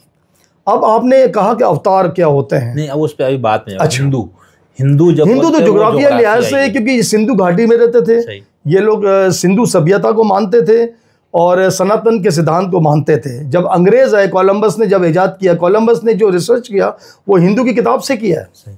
आप चेक करें, जब आप रिसर्च करके बताइए, कोलंबस जब आया था ढूंढने के लिए तो यहाँ पर इन्होंने देखा तो इनको नाम दिया रेड इंडियन नाम दिया, और दूसरा नाम दिया अंग्रेज़ लोगों ने इसको, इंडस वैली को इंडू, पहले इंडू नाम था, सिंधु घाटी में रहते थे, फिर सिंधु पड़ा। सिंधु नदी आज भी है हमारे पाकिस्तान से होती हुई इंडिया जाती है, और ये मिलती है गंगा जी में मिलती है, और उन्होंने जो नाम दिया वो दिया हिंदू। ये सनातन धर्म का इनसे हिंदुओं से कोई ताल्लुक नहीं है। ये तो हिंदू इसलिए, जैसे आप पाकिस्तानी, मैं पाकिस्तानी, हम सब पाकिस्तानी हैं। पाकिस्तानी इसलिए हैं कि हम पाकिस्तान में रहते हैं, तो हिंदू इसलिए हैं कि ये इंडस वैली में रहते हैं। सही, हाँ, तो सिंधु घाटी में रहते हैं। तो अभी जैसे मैंने कहना मिसाल के आपके बारे में, आपको मैं सनातन धर्म का स्कॉलर कहूँगा, हिंदू धर्म का क्या? एक्चुअली ये हिंदू तो कोई धर्म ही नहीं है, सनातन धर्म के स्कॉलर ही कहेंगे। इसी तरह अगर हमने किसी से कहने यार ये बंदा हिंदू है, हाँ, तो आचार्य कहते हैं स्कॉलर को। हमारे यहाँ भी पद्धति मतलब स्टेप बाय स्टेप होता है। सबसे पहले जो कपड़े पहने जाते हैं वो वाइट होते हैं। वाइट कपड़े के बाद आप देखिए एक पीले कलर के कपड़े भी पहनते हैं, सबके अपने अपने मतलब है। फिर पीले कपड़े के बाद ये कपड़े पहनते हैं, ये त्याग है, त्याग, सेक्रीफाइस। ये कभी किसी मार्केट में नहीं मिलेंगे, कलर ही नहीं मिलेगा आपको। वो इसलिए कि लाखों लोगों में भी आपको ये बंदा अलग मिल जाएगा, क्योंकि ये दुनिया से बाहर है। और कृष्णा ने कहा है कि जो लोग गृहस्था होते हैं वो दृष्टा हो जाए तो क्या ही बात है उसकी। अब दृष्टा गृहस्था क्या होता है मैं आपको बताता हूँ कि आप गृहस्था जिंदगी गुजार रहे हैं, आप फैमिली की तरह जिंदगी गुजार रहे हैं, फैमिली को भी देख रहे हैं, लेकिन फैमिली को देखते हुए अगर आप संन्यास ले लें, मतलब आप ईश्वर की तरफ रागिब हो जाएं, फैमिली को भी देख रहे हैं, ये काम भी कर रहे हैं, नौकरी भी कर रहे हैं, कैरियर को भी देख रहे हैं, बच्चों को भी देख रहे हैं, तो वो उसने कहा कि वो बहुत सबसे ज़्यादा प्रिय है, वो भगत मुझे सबसे ज़्यादा प्रिय है। और इस सनातन, अच्छा चलिए मैं इसको क्लियर करके आगे बढ़ता हूँ। यानी बेहतर मैं अपनी इस्लाह भी और जो लोग भी इस्लाम, हम किसी को भाई हिंदू है कहने की वजह हमें क्या कहते हैं, ये सनातनी है, सनातनी, ये बेहतर लफ्ज़, सनातनी कहना यही चाहिए कि यही कहना चाहिए। बिल्कुल। तो खैर आइडेंटिफिकेशन के लिए हिंदू कह सकते हैं आप, क्योंकि हम हिंदू तो है ना। हिंदू आज भी हम हिंदू हैं, यहाँ पर जो भी रहे वो हिंदू है, वो हिंदू है, चाहे उसका धर्म कोई भी हो। हाँ, अच्छा, ये एक्चुअली हिंदू लोगों ने अपने जो धर्म है उस पर ज़्यादा रिसर्च तो की नहीं, और वो विवादों में पड़ गए, वो कंट्रोवर्शियल हो गए। कंट्रोवर्शियल होने की वजह से ये नाम छप गया, हालांकि ये नाम ही नहीं है। हाँ, ये प्रॉब्लम है, हिंदुओं का प्रॉब्लम बहुत है। अच्छा, अब मनोज साहब मैं आगे बढ़ता हूँ। जब हम रिलीजन को पढ़ते हैं तो उसके कुछ बिल्कुल क्या कहते, हम अपने यहाँ पर उर्दू में या अरबी में हम उसको कहते हैं ईमानियात, बिलीफ सिस्टम है उसका पूरा, कि एक खुदा है, फरिश्ते हैं, पैगंबर है, फिर मरने के बाद यूँ है। उसको मानने के बाद फिर एक इंसान की प्रैक्टिकल ज़िंदगी में उसका कोई असर होता है। तो इसी तरह अगर हम उसमें जैसे हम मज़हब में देखते हैं यहूदियत, ईसाईयत, इस्लाम और बाकी भी, उसके अंदर कम एक खुदा का कोई कॉन्सेप्ट है, इलाह, अल्लाह, जो भी आप नाम दें ना। तो अगर हम ये कहें कि सनातन धर्म में खुदा या उलूहियत का क्या तस्वुर है, और ये जो हम लोग इस्तेमाल करते हैं ईश्वर, भगवान वगैरह, ये क्या है? देखिए, भगवान कॉन्सेप्ट है, भगवान तो वो है। सनातन धर्म में खुदा का क्या तस्वुर है? चले मुख्तसर देखिए, हमारे यहाँ जो ईश्वर है उसका वो एक ही है, एक ही ईश्वर को मानते हैं, और वो है सनातन धर्म का जो ईश्वर है। वो उसके बाद जितने देवता आए, जितने अवतार आए, जितने हम कहेंगे सेज, जो ऋषि मुनि, वो लोग आए, ये उसी मार्ग से आए। हम कहते हैं सत्यम शिवम सुंदरम, कि उस ईश्वर का कोई सानी नहीं, उसको देख नहीं सकते, उसको आप पा नहीं सकते, क्योंकि उसका कोई वजूद ही नहीं है। वजूद ऐसे है कि आप उसको महसूस कर सकते हैं, और वो इंसानों के दरमियान अपनी चीज़ों को डाला हुआ है, अपनी सारी जिसको हम कहते हैं कि शक्तियों को डाला हुआ है। जब आप अपनी शक्तियों को उजागर करेंगे तो आपको पता चलेगा आप ही सब कुछ हैं। तो हमारे यहाँ कहा जाता है ब्रह्म, अहम ब्रह्मस्मि। अहम ब्रह्मस्मि का मतलब है आप ही ब्रह्म हैं, और ब्रह्म तो ईश्वर को कहते हैं। तो आप कैसे ईश्वर हो गए? वो ईश्वर ऐसे हो गए कि जब आप अपने आप को मानेंगे। कुछ चीज़ें इंसानों में दी हुई हैं, इतनी ज़्यादा क्वालिटीज़ दी हुई ईश्वर ने कि सब कुछ कर सकते हैं आप, और आप कुछ भी ना करना चाहो तो कुछ भी नहीं कर सकते। तो हमारे यहाँ कहा जाता है अहम ब्रह्मस्मि, कि आप अपने मूल स्वरूप जो है, आपका जो मूल स्वरूप उसको पहचानिए। बुल्ले शाह ने या बड़े बड़े जो संत थे उन्होंने क्या किया? वो यही तो किया था कि उन्होंने दुनिया में नहीं देखा ईश्वर को, उसने अपने अंदर देखा। तो वो फिर उन्होंने भजन लिखा कि भाई मैंने ढूंढा अपना शरीर तो माही में तो बन गया रे फकीर। अच्छा, इसमें कि हम कहते हैं कि मुझे मेरी मस्ती कहाँ लेके आई, जहाँ मेरे अपने सिवा कुछ नहीं है। ये अच्छा, हमारे ये कहा जाता है कि जैसे जो हम इब्राहिमिक मज़ाहिब में बात करें, वहाँ वो कहते हैं कि उधर का जो खुदा है ना, वो एक शख्सी खुदा है। यानी शख्सी से मुराद क्या कहेंगे उसको, यानी कोई हस्ती मौजूद है। अच्छा, जो सनातन धर्म में जो ईश्वर का कॉन्सेप्ट, वहाँ पर कोई हस्ती नहीं है। नहीं, हस्ती नहीं है। तो क्या है वो? देखिए, ईश्वर का जो वेदों में बताया गया है वो ये बताया गया है कि ईश्वर जो है उसका कोई रूप नहीं है, वो फॉर्मलेस है। एक हो गया, वो ऐसा है कि उसका कोई रूप नहीं है, आप उसका रूप ही नहीं बना सकते हैं। ये जो जितनी भी मूर्तियाँ हैं, जो तस्वीरें बनाई हैं, ये अवतारों की बनाई हैं। उसका जब अवतार हुआ था, हम कहते हैं कि यदा यदा ही धर्मस्य ग्लानिर् भवति भारतौ अभ्युत्थानम अधर्मस्य ददात्मानं सृजाम्यहम् परित्राणाय साधूनां विनाशाय दुष्कृतां धर्म संस्थापनार्थाय संभवामि युगे युगे। ये श्रद्धा के कारण हमें वो नज़र आते हैं। आपने देखा होगा कृष्ण मक्खन के लिए परेशान हो रहे थे, मक्खन चोरी करते थे कृष्णा। राम ने रावण को मार दिया, ये सब ये श्रद्धा के कारण हमें नजर आते हैं, वरना उन्होंने जो अवतार लिया था राक्षसों को मारने के लिए क्या था। ये देखे ना, धर्म संस्था अपना था ही संभवामी युगे, हर युग में वो आए हैं। पहले युग में मस्ती अवतार हुआ, पहला कुर्म अवतार, वराह अवतार, परशुराम, नरसिंह अवतार हुआ, वामन देव का अवतार हुआ, 9 अवतार हो चुके हैं, और 10वां जो कल्कि अवतार है वो अब होने जा रहा है। आप देखिए, मैं एक कहानी बताता हूँ छोटी सी, कि जब श्री राम जा रहे थे, उनका अंतिम समय था, तो उन्होंने कहा था कि यार सबको मैंने अलविदा कह दिया, लेकिन एक शख्सियत ऐसी जिसको अलविदा कहना थोड़ा मुश्किल है, वो उनसे बहुत प्यार करते हैं, बहुत ज़्यादा प्यार करते हैं, हनुमान जी। तो इन्होंने कहा था कि हनुमान जी ऐसा करो कि जिस तरह बच्चों को थोड़ा बहला फुसला के बाप चला जाता है, वो भी बच्चे थे, श्री राम बाप थे। उन्होंने क्या किया, हनुमान जी को कहा कि बेटा ऐसा करो, मेरी अंगूठी देखो अभी भी गिर गई, ज़मीन के अंदर एक छोटा सा पीस था, उसके अंदर वो गिर गई, तो वो ज़रा निकाल के ले आओ, मेरी अंगूठी मुझे पहननी है, इम्पोर्टेंट है मेरे लिए। उसने कहा जैसे हुक्म। वो जैसे अंदर गए तो वो अंदर वो रूप ले लेते थे, छोटा बड़ा रूप ले लेते थे, क्योंकि वो हनुमान जी के पास अष्ट सिद्धि और 9 निधि, दुनिया में जितनी सिद्धियाँ थी वो सब उसके पास थी। सिद्धियाँ मतलब पावर्स जो क्वालिटीज़ हैं सारी थी। वो उड़ भी सकते थे, वो छोटे बन सकते थे, इतने वजनी बन सकते थे, और बिल्कुल ना होने के बराबर वजन कर सकते थे। ये पावर्स थे उनके पास था, इसलिए हम उनको कहते हैं अतुलित बलधामम। अतुलित बलधामम, जिसके पास इतना बल है कि किसका कोई हिसाब ही नहीं। हाँ, अब जब वो लेने के लिए नीचे गए तो करते करते करते करते करते वो पाताल लोक पहुँच गए। तो वहाँ क्या देखते हैं कि वहाँ शीशनाग उनको देख रहे, हंस रहे थे। तो हनुमान ने इनको प्रणाम किया। मैंने कहा शीशनाग जी, आप मुझे देख के हंस क्यों रहे? बोला आप यहाँ पर किस लिए आए हैं? बोला मेरे श्री राम की अंगूठी यहाँ पर कहीं गिर गई है, मुझे नज़र नहीं आ रही, तो मैं उसको ढूंढने के लिए मुझे चाहिए वो। तो आप बोले आप थोड़ा आगे जाके पीछे देखें क्या है। जैसे उन्होंने पीछे देखा तो बहुत सारी अंगूठियाँ वहाँ पर नज़र आई उनको। बोला इतनी सारी, पूरी एक पहाड़ की तरह नज़र आई उनको। बोला इतनी सारी अंगूठियाँ? बोला जी। तो ये अंगूठी में से श्री राम की अंगूठी कौन सी? तो बोले सारी श्री राम की अंगूठी है। ये सनातन धर्म को परखने के लिए, उसको समझने के लिए ये उदाहरण बहुत बड़ा, एग्जाम्पल बहुत बड़ा है। उसने कहा सारी श्री राम की अंगूठी कैसे हो सकती है? बोला हनुमान जी बात ऐसी है कि जो आगे जो श्री राम अभी जा रहे हैं तो उनको वापस भी तो आना है, कल की अवतार लेना, तो उसमें जो 7 चरणजीव हैं उसमें आपको भी जिंदा रहना आवश्यक है, और आपको वो छोड़ नहीं सकते, आप उनको छोड़ नहीं सकते, उनको जाने नहीं दे रहे नहीं। तो उन्होंने कहा था कि अंगूठी यहाँ पर जितनी भी बार श्री राम धरती पर आए हैं, हर बार जो है हनुमान जी अंगूठियाँ लेने आए हैं, और हज़ारों लाखों की तादाद में श्री राम ने अवतार लिया है, और लाखों की तादाद में आप भी आए हैं, आपको याद ही नहीं है। तो सनातन धर्म का एरा देखें आप कहाँ से कहाँ जा रहा है। अब ये अवतारों वाले मैंने आगे समझने आपसे, उसमें ज़्यादा बात। एक और चीज़, जब हम मज़ाहिब को, रिलीजन्स को पढ़ते हैं तो उसके अंदर ये कहा जाता है कि कुछ मज़ाहिब है जिसको वहदानियत, एक खुदा को मानने वाले, ठीक है, जिस तरह आम तौर पर ये कहा जाता है किताबों में भी, और कि मज़हब ये ईसाई, मुस्लिम और यहूदी ये वहदानियत वाला मज़हब है।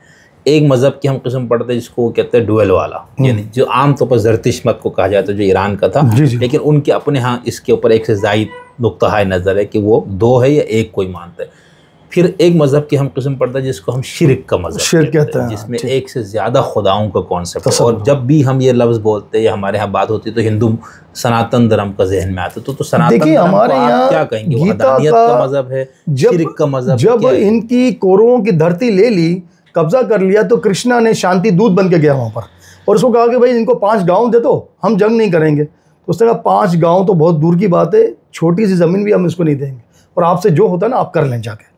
तो कृष्णा ने फिर मैदान जंग में अर्जुन को कहा कि आप इन पर तीर चढ़ाएं, क्योंकि ये धर्म युद्ध है, एक तरफ अधर्म है, एक तरफ धर्म है, और जब भी धर्म होगा तो सत्य का आपको साथ देना आवश्यक है। और आप फौजी हैं, आप शस्त्री हैं, तो आपको जंग करना आपका काम है। अगर आप नहीं करेंगे तो दुनिया में आपकी बहुत मतलब बेइज्जती होगी। करेंगे तो आपको वो चीज़ मिलेगी जो कभी किसी को नहीं मिलती, और वो है शांति। शांति इस कभी नहीं मिलती जब तक आप उस पर विजय न पा लें। तो इसने कहा था कि भाई जो ज्ञान दिया, कृष्णा ने जो ज्ञान दिया, जो 18 अध्याय पर मुश्तमिल है, इस किताब के अंदर आप देखें 18 अध्याय हैं, और 18 अध्याय में सबसे बेहतरीन अध्याय कर्मकांड जो मुझे पसंद है, जिस पर मैं कर्म मतलब जो अमल पर अपने किरदार में, अगर हिंदू हैं तो अपने किरदार से बताओ, मुसलमान हो तो अपने किरदार से बताओ, ये नहीं बताओ मैंने क्या किया, इसको छोड़ दें, आपके किरदार से नजर आना चाहिए। हमारे नबी सरवर कौनैन सरकार दो आलम सल्लल्लाहु अलैहि वसल्लम ने अपने किरदार से बताया, उनके पास कोई माल व ज़र नहीं था, उन्होंने अपने किरदार से बताया, सारी दुनिया उनको मानती, पूरा वर्ल्ड उनको मानता। कौन है जो हमारे नबी को नहीं मानता, कौन है जो राम को नहीं मानता? उन्होंने अपने किरदार से बताया, ये नहीं बताया कि हम इतने बड़ी शख्सियत है, नहीं, अपने किरदार से, अपने अमल से। तो इन्होंने जो उनको ज्ञान दिया वो 18 और 700 श्लोक वर्सेस 700 है, 700 वर्सेस से बताया। लेकिन 18वें अध्याय में, आखिरी अध्याय में इन्होंने कहा कि अब मैंने जितना भी ज्ञान दुनिया का था वो सारा अर्जुन आपको दे दिया है, अब आपका दिल जैसा चाहता है वैसा करें। ये कोई मज़हब नहीं कहता, बड़ी माज़रत के हाथ जोड़ के मैं कहता हूँ, कोई भी मज़हब ये नहीं कहता कि आप, ईश्वर ने कह दिया कि अब आपको सारा ज्ञान दे दिया, अब आपको जैसा करना है, आप स्वतंत्र हैं, आप आज़ाद हैं, आप स्वतंत्र हैं, आपको जो करना है आप कर सकते हैं। दूसरे जितने भी मज़हब हैं वो बांधते हैं, बंधा हुआ इंसान कुछ भी नहीं कर सकता। कृष्णा ने कहा कि मुझे अच्छे कर्म जो हैं वो भी बहुत ज़्यादा पसंद नहीं है और बुरे कर्म तो वैसे ही पसंद नहीं। अच्छे कर्म उन्होंने तशबीह दी है सोने की बेड़ियाँ, और बुरे कर्म लोहे की बेड़ियाँ। बेड़ियाँ इंसान को बांधती हैं, लेकिन आप जब इन दोनों चीज़ों से आप मुक्त हो जाएंगे, जिसको हम कहते हैं कर्मणि वाद का रास्ते माँ कर्म फलेश, कर्म किए जा फल की इच्छा मत कर रहे इंसान, जैसे कर्म करेगा वैसे फल देगा भगवान। ये है गीता का ज्ञान, ये इंसानों का कानून है। भाई आप जैसा करेंगे वैसे ही आपको, आप मुसलमान हो कुछ भी हो, आप जब कत्ल करेंगे अल्लाह आपको छोड़ देगा? नहीं छोड़ेगा, वो आपको कभी नहीं छोड़ेगा। आप शराब पिएंगे अल्लाह आपको छोड़ देगा? नहीं। तो इसी तरीके से जितने भी जो कानून हमारे आए हैं वो यही हैं कि आप दया रखें अपने अंदर और किसी जानवर को ना मारें। हमारे यहाँ प्योर हिंदू धर्म प्योर वेजिटेरियन है। अभी देखिए आपको सब्ज़ी बनाने का क्यों कहा? वो इसीलिए कहा कि हमारे यहाँ गोश्त खाना अलाउड नहीं, किसी जानवर को अलाउड नहीं, अपनी ज़बान के टेस्ट के लिए वेजिटेरियन है। और ये धर्म ऐसा है कि आप दरख्तों को मानते हैं आप माने, आप मूर्ति को मानते हैं आप मान लें, नहीं मानते नहीं माने। ये सबसे अच्छा कॉन्सेप्ट ये है कि ये सेक्युलर है, और ऐसा सेक्युलर है कि अगर आप ईश्वर को नहीं मानते तो अपने आप को ही मान लें। भाई अगर अपने आप को नहीं मानते तो आप जगत में जो इंसान है उसकी सेवा कर लें। भाई या तो अपने अंदर भक्ति कर लें, या जो दुनिया में जो मानव है उनकी सेवा कर लें, लेकिन करुणा की भावना से। ये नहीं कि ये मैंने करके दिया, भाई करके दिया नहीं, आप भूल जाएं खुद भी करके। हम कहते हैं नेकी कर दरिया में डाल, इस तरीके से। तो ये जो निष्काम कर्म है, जिसका सबसे ऊपर बताया गया गीता में कि निष्काम कर्म करें। निष्काम कर्म क्या है कि आप करें फिर कहें मैंने कुछ भी नहीं किया, मैंने नहीं किया, ये ईश्वर की ज़ात थी जिसने कर दिया। कहते हैं सीताराम सीताराम सीताराम कहिए, जाही विधि राखे राम तही विधि रहिए। ईश्वर जैसे आपको रखे आप उसमें खुश रहना सीखें, आप कामयाब हो जाएंगे, सफल हो जाएंगे, आपका जीवन भी सफल हो जाएगा। नहीं तो सनातन धर्म को आप तौहीद का धर्म कहेंगे, शिरक का धर्म? नहीं, ये तौहीद का धर्म है। हाँ, ये इसमें एक ईश्वर है। अब जैसे नाइक साहब सारे श्लोक वगैरह निकाल के लाते हैं कि वेदानियत का हमारे यहाँ एक ही तस्वुर है, तौहीद एक ही है, ईश्वर एक ही है। और ये वेदों में लिखा हुआ कि ईश्वर एक ही है, फॉर्मलेस है, निराकार है, निरंजन है, इतना अनंत है आप अपनी आंखों से उसको देख नहीं सकते।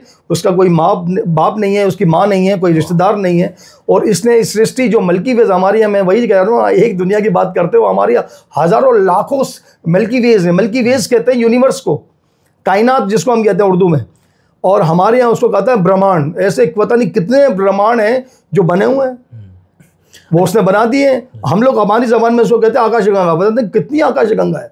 अब जब हम ये श्लोक पढ़ते हैं, आप देखें किसी मज़हब का श्लोक नहीं है ये, हमारे यहाँ सबसे श्रेष्ठ सबसे मेन श्लोक है कि ओम भूर्भुवस्सुः तत्सवितुर्वरेण्यं भर्गो देवस्य धीमहि धियो यो नः प्रचोदयात्। कि हे ईश्वर, जिसने तमाम भूलोक, जितनी भी ब्रह्मांड, ये जो जितनी भी गैलेक्सी है ये बनाई है आपसे, ऐसे ईश्वर जिसने तमाम गैलेक्सी बनाई है, आपसे प्रार्थना है कि मैं जो डिसीजन लूँ वो अच्छा हो, मेरा जो माइंड है प्रचंड हो जाए, ताकि मैं अच्छे फैसले कर सकूं और मेरी ज़ात से समाज को जगत कल्याणकारी हो जाए।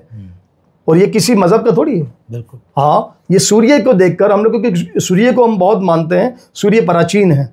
और ये जो किताब जो आपके सामने आई हुई है, ये हज़ारों लाखों साल बाद आई है, करोड़ों अरबों साल बाद आई। सबसे पहले तो ईश्वर ने सूर्य को दिया था, और आखिरी बार फिर अर्जुन को दिया था कृष्णा ने। अच्छा सर, ये ब्रह्मा विष्णु शिव और देवी देवताओं का किरदार क्या है? क्योंकि हमारे यहाँ आमतौर पर ये समझा जाता है, जैसे आप किसी मूर्ति के सामने हो तो लोग कहते हैं यार ये तो इसका खुदा है या इनकी पूजा है। तो एक तो ये बताया कि ये ब्रह्मा विष्णु शिव क्या है, और ये देवी देवताओं का ब्रह्मा जो है वो क्रिएटर हैं, उन्होंने धरती बनाई, उनका काम है कि आप सर्जन और विसर्जन, दो काम। ब्रह्मा जी के दो काम है, एक्चुअली तीन काम है, सॉरी, एक तो सर्जन करना, इस दुनिया को बनाना ब्रह्मा जी का काम है। और दुनिया को कितने दिनों में बनाते मैं आगे आपको वो भी बताऊंगा कि दुनिया को कैसे बनाई, कितने दिन बनाई, और ये इसको जो ख़त्म करते ब्रह्मा जी का जो 1000 साल जो है, 1000 साल, वो इस वक्त आप देखिए अरबों साल बन रहे हैं। एक जब दिन होता है तो ब्रह्मा जी विसर्जन करते हैं, सर्जन करते हैं, और जब रात होती है तो वो विसर्जन करते थे, ख़त्म करते थे, क़यामत आ जाती, जो प्रलय हम कहते हैं, प्रलय आ जाता है। और ये अपना विष्णु और शिव, जो विष्णु है, ब्रह्मा जी विधाता हैं, लेख लिखता है लोगों के सबके, और जो पालता है, जीवन दान देता है, ब्रह्मा जी जो पालता है वो विष्णु पालता है, क्रीजर कहते हैं उसको, कि पालने वाला। और शंकर का काम यह है कि वो इस दुनिया को शिव वो ख़त्म कर देता है। नहीं तो ये दुनिया का जो पहला योगी है वो ये तीनों मिनिस्टर है ना, ईश्वर तो नज़र ही नहीं आता। ठीक है। और उसने जो इंस्ट्रक्शन की वो 3 लोगों को इंस्ट्रक्शन किए जो दुनिया चलाते रहते हैं। तो और ब्रह्मा जी एक नहीं है, नहीं एक नहीं है ना, कुछ भी एक नहीं है, इंसान भी एक नहीं है, उसका जन्म भी एक नहीं है, 7 जन्म भी नहीं होते कभी। ये लाखों करोड़ों अरबों साल से चलता आ रहा है सिस्टम। आपको पता है, अभी बीच में एक सवाल आया कि भाई ज़मीन कितनी पुरानी, ज़मीन तो बहुत पुरानी है, तो पता चला कि भाई वो तो बिलियंस साल, ट्रिलियन साल पुरानी, तो सनातन धर्म इससे भी पुराना है। अगर आप एक मुसलमान को समझाना चाहें कि भाई ईश्वर, फिर ब्रह्मा, विष्णु, शिव। अच्छा, हमारे यहाँ कुछ लोगों ने ये भी यूँ भी किया, जब खास भक्ति वगैरह ने जब वो तहरीक उठी और इस तरह, तो उन्होंने ये कहा भाई असल तो ईश्वर है, ये ऐसे है जैसे कुरान में आता है ना, अल्लाह रहमान भी है, रहीम भी है, गफूर भी है। गीता में उन्होंने कहा है कि वेदा नाम साम वेदोस्मि देवा नाम अस्मि चेतना इंद्रिया नाम मनुष्यास्मि भूता नाम अस्मि चेतना। आपका सवाल बहुत अच्छा है कि आप ईश्वर की पूजा करें, मेरा ही स्मरण करें, सर्वधर्मान परित्यज्य, सारे धर्म को छोड़ दें, केवल मेरी शरण में आ जाओ, और मेरा तुमसे वादा है कि मैं तुझे पाप मुक्त कर दूंगा और आपको मैं मोक्ष दूंगा। सर्वधर्मान परित्यज्य माम एकम शरणं व्रज अहम तमाम स्वरूपापि भयो मोक्षे स्वामी मासे, आपको मोक्ष दूंगा जो आपको चाहिए, लेकिन आप डरो नहीं और अपने कर्तव्य को पालन करते रहो। आप देवताओं को पूछते हैं, उनके लोग अलग हैं, लोग मतलब उनकी जगह अलग हैं, उनके आप कैसे समझाएंगे कि जैसे आसमान 7 परतों में बना हुआ है और समंदर के नीचे भी बहुत सारी परतें बनी हुई हैं, इसी तरीके से रहने के लिए जो देवताओं का जो लोग हैं वो अलग है, स्वर्ग का लोग अलग हैं। तो जितने भी जो लोग हैं सबसे मैं आपको मोक्ष दूंगा, मतलब कि आपको, लेकिन आप कर्म के द्वारा हैं, सिमरन के द्वारा हैं, भक्ति के द्वारा हैं, और ये जो 100 साल की उम्र दी गई है उसी में आपने सारी चीज़ें करनी है। और ये जो मूर्तियाँ बना के जो हम मंदिरों में भी देखते हैं आम तो हिंदूज पे, जिस तरह मैं खुद भी जब मंदिर गया तो मैंने किया है सारा, तो लोगों को कॉन्सेप्ट ये है कि आप उसी को ही खुदा या ईश्वर समझ के उसी से ही अपना ताल्लुक। नहीं, ऐसा नहीं है। क्या है? देखिए, ईश्वर ने ये वाज़ेह तौर पर कहा है कि अगर आप सिर्फ अपनी लाइफ में पौधों को पूजेंगे ना तो कोई मसला ही नहीं है, आप पास हैं। आप नहीं माने मुझे, उसको ज़रूरत नहीं देंगे मुझे माने। अगर आप जानवरों की हिफाजत करते रहेंगे, ये कृष्णा जानवरों को मानता था, गाय को मानता था, गौ माता, गोपाल पड़ा, गौपाल, गाय को पालता था वो, गोपाल पड़ा कृष्णा का नाम। हमारे ये स्पेशलिटी दी गई है कि अगर आप मूर्तियों को मानते हैं, आप मूर्ति को माने। अगर आपको ऐसा लगता है, आपकी श्रद्धा है, नहीं शिर्क नहीं हो। हमारे यहाँ तो शिर्क का सिस्टम ही नहीं है ना, यही मैं समझ, हमारे यहाँ सिस्टम ही नहीं है शिर्क का। अल्लाह ने कहा है, ईश्वर ने कहा है कि अगर आप ब्रह्मा जी को मानते हो वेल एंड गुड, शिव को मानते हो वेल एंड गुड, आप किसी को नहीं मानते वेल एंड गुड, लेकिन आपके कर्म सही होने चाहिए। तो क्योंकि कर्म से क्योंकि आपके पास एक ही चीज़ है इस वक्त, आपको पता है आपके पास एक ही चीज़, मेरे पास एक ही चीज़ है, वो है कर्म। हम क्या कर सकते हैं, क्या कर सकते हैं, वो आप स्वतंत्र है, हाथ ओपन है। आप कत्ल भी कर सकते हैं, खाना भी खिला सकते हैं, दोनों चीज़ें आप कर सकते हैं, दोनों चीज़ें कर सकते हैं। इसका टाइम टेबल दिया हुआ है हमारे यहाँ, 100 साल दिए हैं, मैक्सिमम 100 ईयर्स, इसके ज़्यादा बोनस में आप जी गए तो जी गए। तो 100 साल की उम्र में आपने ईश्वर को पाना है, सारी चीज़ें करनी है। अगर आप गायों को मानते हैं, हमारे यहाँ गाय को इसलिए महत्व दिया जाता है कि जो कृष्णा था वो उनको बहुत माँ बोलता था और उसका दूध पीता था, तो वो उसने पहली बार माँ गाय को जो कहा वो कृष्णा ने कहा। और गाय, आपको देखें मुसलमानों में भी गाय का बड़ा वैल्यू है, उसको बोलते हैं कि वो मासूम जानवर है। तो गाय एक मासूम जानवर है, तो हम उसको कत्ल भी नहीं कर सकते, ज़ुबा भी नहीं कर सकते। ये नहीं, लेकिन इसके अंदर एक चीज़ बस ये मैं अपनी नासमझी की वजह से भी ये सवाल कर रहा हूँ ना, कि जब हम ये कहते हैं कि जैसे मिसाल एक मुसलमान होगा ना, अगर वो खुदा, एक वहदानियत, एक यहूदी भी, यूश भी, यहाँ तक कि क्रिश्चियन भी, तो उनके यहाँ इस तरह मूर्तियों के सामने पूजने का कॉन्सेप्ट नहीं है ना, तो वो क्यों नहीं? हमारे यहाँ जो मज़हब है उसके कानून अलग हैं, आप समझने की कोशिश करें। हाँ। ये धर्म एक सेक्युलर धर्म है। ये किताब लिखी गई थी मुसलमानों के लिए, यहूदियों के लिए नहीं लिखी गई थी, ये इंसानों के लिए लिखी गई थी। इंसानों का जो धर्म है वो सनातन है, ठीक है। और इंसानों का धर्म में, हमारे धर्म में जो ईश्वर ने कहा है वो ये कहा है कि आप ऐसे कर्म करें जिससे जगत का कल्याण हो, प्रकृति आपसे खुश हो जाए। तो ये मुश्किल काम है ना, जगत का कल्याण करना मुश्किल काम है, प्रकृति से मोहब्बत करना। आप देखें कुरान शरीफ में वाज़ेह हिदायत है कि और तुम मेरी कौन कौन सी नेमत को जुटलाओगे, कितनी सारी बातें अल्लाह ताला ने कही। उसके बाद कहा कि और तुम कौन कौन सी नेमत से जुटलाओगे। तो ये वाज़ेह तौर पर हमारी किताब के अंदर लिखा हुआ है कि अगर प्रकृति से आप मोहब्बत करेंगे, आप किसी को नहीं माने, सारी ज़िंदगी आप दरिया से मोहब्बत करें, आप देखें आप पार हो जाएंगे, वही दरिया आप पार कर देगा। लेकिन आपकी श्रद्धा, आपका अमल आपकी ज़िंदगी के अंदर होना चाहिए।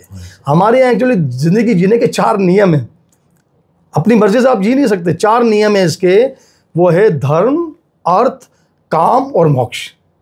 जब आप धर्म सही तरीके से निभा लेंगे, कर्म सही तरीके से निभा लेंगे, अर्थ सही तरीके से निभा लेंगे, तो आपको मोक्ष मिल जाएगा, खुद ही मिल जाएगा आपको। इस पे मेरा एक सवाल भी आ गया, लेकिन अभी ये बात पूरी हो गई? जी पूरी हो गई। अच्छा, अब इसीलिए पत्थर की मूर्तियों को हम जो मानते हैं ना, तो वो ईश्वर का ही, वो हम उसको देख आंखें बंद क्यों करते हैं। जैसे हम जाते हैं तो ओम क्या है, ये दुनिया का पहला वर्ड है। जब दुनिया बनी थी, जब ये जो डिस्प्यूट किया था ईश्वर ने, वो ब्रह्मा जी ने नहीं किया था। ब्रह्मा जी ने दुनिया तो बनाई, ठीक है, लेकिन उसको जो एनर्जी दी वो ईश्वर ने दी है, वो उसी के पास पावर है, ये तो अनएक्टिव थी।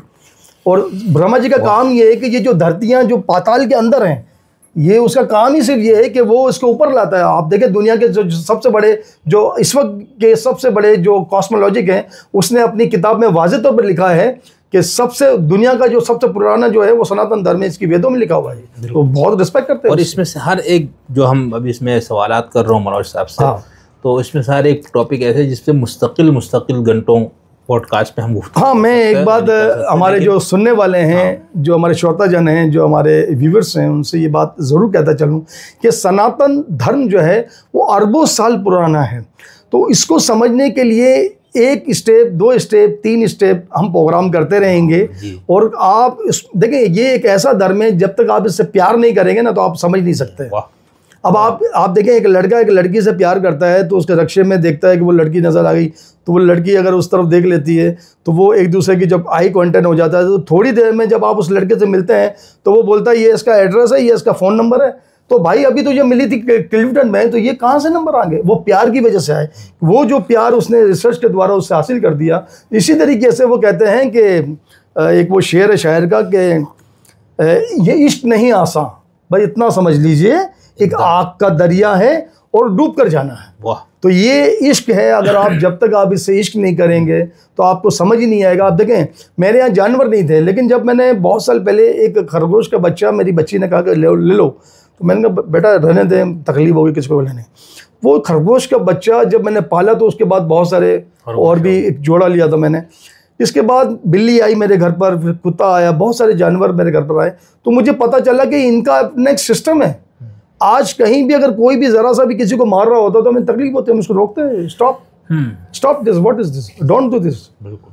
तो ये जब तक आप धर्म के अंदर नहीं जाएंगे, ये क्लियरली मैं आपको बता दूं, आपको समझ में आने वाला नहीं है, क्योंकि ये वो किताबें नहीं है जो आप इजीली समझ सकें। ये बहुत मुश्किल चैप्टर है। ये जो हमारा जो किताब है भगवत गीता, ये परंपरा के द्वारा आया है। सबसे पहले ये आप समझें, परंपरा के ईश्वर ने सबसे पहले सूर्य देव को ये ज्ञान दिया था। और सूर्य देव, आप देखें, आज भी अंग्रेज लोग कहते हैं कि वो तो अरबों साल पुराना है, और पृथ्वी ये भी अरबों साल पुरानी है, सूर्य तो और भी पुराना है। तो ये वाज़ेह करता है ये चीज़ें कि ये परंपरा के द्वारा आया है, बादशाहों के द्वारा आया है। और आखिरी बार 5000 साढ़े 5000 साल पहले फिर कृष्णा ने मैदान में अर्जुन को जो ज्ञान दिया, वो आखिरी बार दिया। कृष्णा कितनी बार आया? वो भाई लाखों बार आया। राम कितनी बार आए? राम लाखों बार आए। जब ही तो कहा गया यदा यदा ही, जब राक्षस आएगा और जब ज़मीन पर दुख को वो खड़ा कर देगा, तो उसको मारने के लिए, उसको ख़त्म करने के लिए, उस शैतानियत को ख़त्म करने के लिए, उस जबर को ख़त्म करने के लिए मैं खुद जन्म लूँगा इंसानों की शक्ल में। लेकिन जो लोग, जो मासूम लोग हैं या जो लोग समझते नहीं है, वो हमें समझेंगे कि ये इंसान बन के आए हैं, तो ये इंसान ही है, ईश्वर कभी इंसान नहीं होता। वो कहता है मैं करता हूँ लेकिन मैं कुछ भी नहीं करता, और वो कभी जन्म ही नहीं लेता। लेकिन हम जितनी भी चीज़ें देखते हैं इंसानों को समझाने के लिए मैसेज द्वारा ये चीज़ें बताई जाती है कि देखें ऐसे करेंगे तो ऐसा होगा।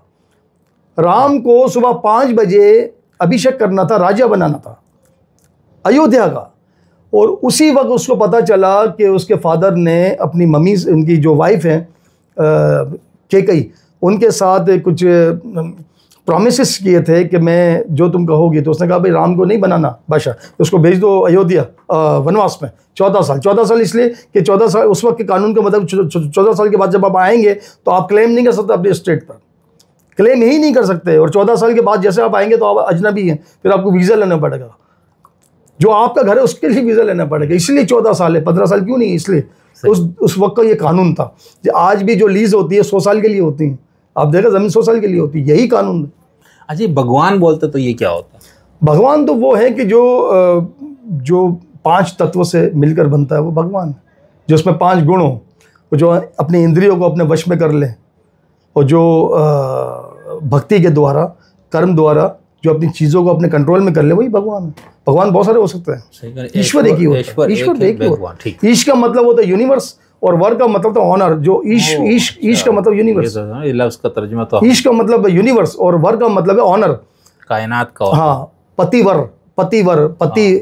ऑनर होता है। सही। धरती का मालिक। ठीक। अच्छा, ये अवतार का तस्वर किया जय कृष्ण राम। अवतार तो मैंने आपको कहा ना कि जब ईश्वर जो है, जब कहते हैं कि यदा यदा ही धर्मस्य ग्लानिर्भवति भारत, जब जब हानि धर्म की होती प्रभु धरती पर आते हैं, न्याय और अधर्म को फिर से दरदरा पे सजाते हैं। वो जो किताबें और जो सत्यानाश किया होता है उस बादशाह ने या उस शैतान ने, उसको मारते हैं, वो जो धर्म है उसको अपनी जगह पर लाकर सेट करते हैं, वो चले जाते हैं। ये इनका हज़ारों लाखों बार अवतार हुए हैं ईश्वर के, एक नहीं हुआ है। तो अभी भी है ये जो 10 अवतार कहते हैं, ये भी ऐसा नहीं है। राम तो लाखों बार आए हैं, कृष्णा लाखों बार आए हैं, सबको पता है। नहीं तो हर दौर में होता है, हर दौर में वो आएंगे, उन्होंने वादा किया, प्रॉमिस किया। ये गीता जी में एक श्लोक है, यदा यदा ही धर्म से ग्लानिर्भवति, ये प्रॉमिस किया है कि हर युग में मैं आऊँगा और शैतानों को मारकर जो धर्म है, जो सिस्टम है, उसको अपनी जगह पर लाके खड़ा कर दूंगा, इसके बाद में जाऊँगा, ऐसा नहीं जाऊँगा। क्योंकि इंसानों का काम ही नहीं है। पहले के लोग बड़े ताकत हुआ करते थे, वो क्या करते थे, ब्रह्मा जी से, और ताकतवर इसलिए होते थे कि वो रियाजत करते थे, तो ब्रह्मा जी से रियाजत करते थे। फिर वो जब वर मांगते थे, जब क्वालिटीज़ मांगते थे, तो वो क्वालिटीज़ ऐसी होती थी कि वो सारी चीज़ें उस पर शामिल होती थी। सही। अमर के अलावा, अमर जो होता है ना मरना, उसके अलावा सारी क्वालिटीज़ वो, तो इंसानों पर वो फिर जुल्म करते थे। जिस तरह रावण ने तपस्या की, रावण ने शिव के लिए बड़े खूबसूरत अल्फाज, जैसे रावण ने प्रसन्न किया किसको, शिव को, तो क्या कहा, जटाटवी गल जला पराहि पावित स्थले गले विलंब लंबताम भुजंग अतुंग मालिकम डमट डमट डमट डमट निडाडवड मरवड़ियम चकार चंड तांडवम तनोतु ना शिवा शिवम जटाघटा संभ्रमा ब्रह्म निर्भ निर्जरी विलोवलिति वल्लरी विराजमान मुर्दरी ढगट ढगट ढगट जो लिलाट बट पाव के किशोर चंद्रशेखर ममा। ये श्लोक रावण ने लिखे थे, जिसको शिव तांडव स्तोत्रम कहता है, और उसको खुश करने के लिए, और शिव से खुश हुआ। इसके बाद उसने सारी चीज़ें हासिल कर ली। उसने जो चीज़ें हासिल की, उसने ये कहा कि मुझे कोई भी ना मार सके इस दुनिया में जहाँ मैं रहता हूँ, इस धरती पर। तो उसने सारी चीज़ों को एक आम आदमी को छोड़ दिया, आदमी को, मनुष्य को छोड़ दिया। पहले राक्षस हुआ करते, शैतान हुआ करते थे, बोला कोई भी नहीं मर सके। तो जो अब ईश्वर को जो आना था, वो आम आदमी की सूरत में ही आना था, आम आदमी की सूरत में आना था। आम आदमी की सूरत में आए वो, और उसका नाम पड़ा राम पड़ा। सही। जबकि आप देखें, मैं बड़ी माजरत चाहता हूँ ये बात करते हुए, किसी का मैं दिल नहीं दुखाना चाहता, कि राम मर्यादा पुरुषोत्तम थे। 14 साल अपने वालिद का कहना माना, लेकिन यहाँ कई धरतियाँ ऐसी हैं, कई गवर्नमेंट्स ऐसी हैं, कई सल्तनत ऐसी हैं जिसने अपने वालिद साहब को कत्ल कर दिया इक़दाद के लिए, उनको पानी के लिए मोहताज कर दिया। तो आप देखें एक सनातन धर्म में कितना साफ है कि राम ने ये साबित किया। आज पूरी दुनिया करोड़ों साल हो गए आज, लेकिन आज भी कहती है राम राम, उसका नाम लेती, उसने ऐसा काम किया। अच्छा, सनातन धर्म में नबी का कॉन्सेप्ट है? नबी का कॉन्सेप्ट नहीं है, देवता का कॉन्सेप्ट है। तो ये क्या फ़र्क है? अवतारों का कॉन्सेप्ट है जो आपको बताया। अवतार और नबी का कॉन्सेप्ट नहीं, नबी हमारे यहाँ होता ही नहीं ना, नहीं तो जो इल्हाम खुद उधर ईश्वर की तरफ से जो इंसानों के लिए जो आए वो अवतार थे, वो मैसेंजर भी नहीं कह सकते हम उसको, अवतार थे, उन्होंने मैसेज दिए हैं, अपनी ज़िंदगी में मैसेजेस दिए हैं। ये यानी इन दोनों के अंदर हम ये कह सकते हैं कि एक समझने के लिए हम ये कह सकते हैं कि जिसको इब्राहिमी मज़ाहिब में नबी कहा गया या इस्लाम में, तो सनातन धर्म में अवतार, लेकिन अवतार के इख्तियारात या उसका काम थोड़ा ज़्यादा है। हाँ, अवतार का काम ये है कि आप जिस मकसद के लिए किसी को मारने के लिए आप आए हैं वो मार के आप चले जाएंगे। हाँ, ये आप चले जाएंगे। हाँ ठीक। अच्छा, फरिश्तों का कॉन्सेप्ट है? फरिश्तों का कॉन्सेप्ट नहीं है, अप्सराएं जिसको नहीं कहा जाता। नहीं, अप्सराओं का कॉन्सेप्ट है। क्या है अप्सराओं को? जैसे अगर आपको स्वर्ग, देखिए हमारे यहाँ मरने के बाद का क्या कॉन्सेप्ट है कि अगर आप मरेंगे तो आपको स्वर्ग मिलेगा या नर्क मिलेगा, जन्नत मिलेगी या दोज़ख मिलेगी। लेकिन जन्नत दोज़ख से बढ़कर भी हमारे यहाँ है। वो क्या है कि आपको मोक्ष मिलेगा। जब आपको जन्नत कैसे मिलेगी कि आपने 100 साल में आप आए धरती पर, आपने पाप किए, पुण्य किए, पुण्य भी किए ना, आपने सवाब किए, अच्छे काम किए। तो जब आप मरेंगे तो आपको, आपका जो फरिश्ता है, हमारे यहाँ जो यमदूत है, जो यमराज है, वो क्या करेगा कि जितने आपके अच्छे काम है उसकी एक लिस्ट बनाएगा, और वो अच्छे काम के एवज आपको अप्सरा भी देंगे, आपको जो चाहते हैं आपको देंगे। अच्छा, अप्सरा एक होटल की तरह हूर के माने में? हाँ, नहीं, वो फरिश्ते अलग था। हाँ सही। वो जो होटल होगी उसमें सारी फैसिलिटीज होंगी। ठीक। जब आपके पास वो आपके अच्छे कर्म ख़त्म हो जाएंगे, अगर 87 या 87 पूरे हो जाएंगे, तो वो दरवाज़ा, जो जन्नत का दरवाज़ा या जो स्वर्ग का दरवाज़ा है, वो आपके लिए बंद हो जाएगा। और आपको कहाँ भेजेंगे? यहीं पर फिर दोबारा भेजेंगे कर्म करने के लिए, क्योंकि आपने जो कर्म किए तो अनकम्प्लीट थे और वो ख़त्म हो गया। अब जाओ नीचे, होटल का दरवाज़ा बंद है, एक्सेस आपके पास है, वो अब काम नहीं कर रहा। तो ये बड़ा ज़बरदस्त सिस्टम है हमारे यहाँ कि जब आप मरोगे तो आप फिर आओगे, जब फिर आओगे तो फिर आओगे। 84 लाख जन्मों के बाद अशरफुल मखलूक़ात, उत्तम यूनी मिलती है इंसान को, और जो इस वक्त मुझे मिली हुई है, और मैं माज़रत के साथ कह सकता हूँ हम सबको मिली हुई है, कि आप कुछ ऐसा काम करें इस जन्म में जिससे ईश्वर, खुदा, अल्लाह ताला आपसे राज़ी हो जाए। और ये बहुत ज़रूरी है कि हम तमाम लोगों को अपने गृहस्थी को छोड़कर, अपने सारे सिस्टम को छोड़कर अल्लाह की तरफ राग़िब होना बहुत ज़रूरी है। दुनिया में ज़्यादा दिल नहीं लगाना। अच्छा, वैसे चलो ये सवाल आगे मैंने रखा था, लेकिन इस पर बात आ गई तो अब, यानी जिसको हम ये कहते हैं कि मरने के यहाँ पर इंसान को मौत हो गई, तो उसके बाद उसका सिलसिला ख़त्म नहीं हुआ? नहीं, वो तो सिलसिला शुरू हुआ ना, सिलसिला शुरू हुआ मरने के बाद। जी, सिलसिला शुरू, मरने के बाद हमारे सिलसिला शुरू हो जाएगा, ख़त्म नहीं होता। नहीं तो अब जैसे यहाँ पर भी है ना, जैसे क़यामत होगी और एक नई ज़िंदगी मिलेगी फलाना, तो सनातन धर्म के अंदर ये है कि आपको बार बार जन्मों से, हाँ, बार बार जन्म मिलेगा। देखें, जिस्म फ़ानी है, सब जानते हैं, इस्लाम में भी ये बात है। जिस्म मिट्टी से बना हुआ, 5 तत्वों से बना हुआ, आग, हवा, मिट्टी, पानी, आकाश, 5 तत्वों से बना हुआ, ख़त्म हो जाएगा। सही है। और जो इसमें आत्मा है, जो सॉल है, वो तो लाफानी है भाई, वो तो ख़त्म ही नहीं होती, और वो मौत से भी परे है। हमारे यहाँ कहा जाता है कालातीत है।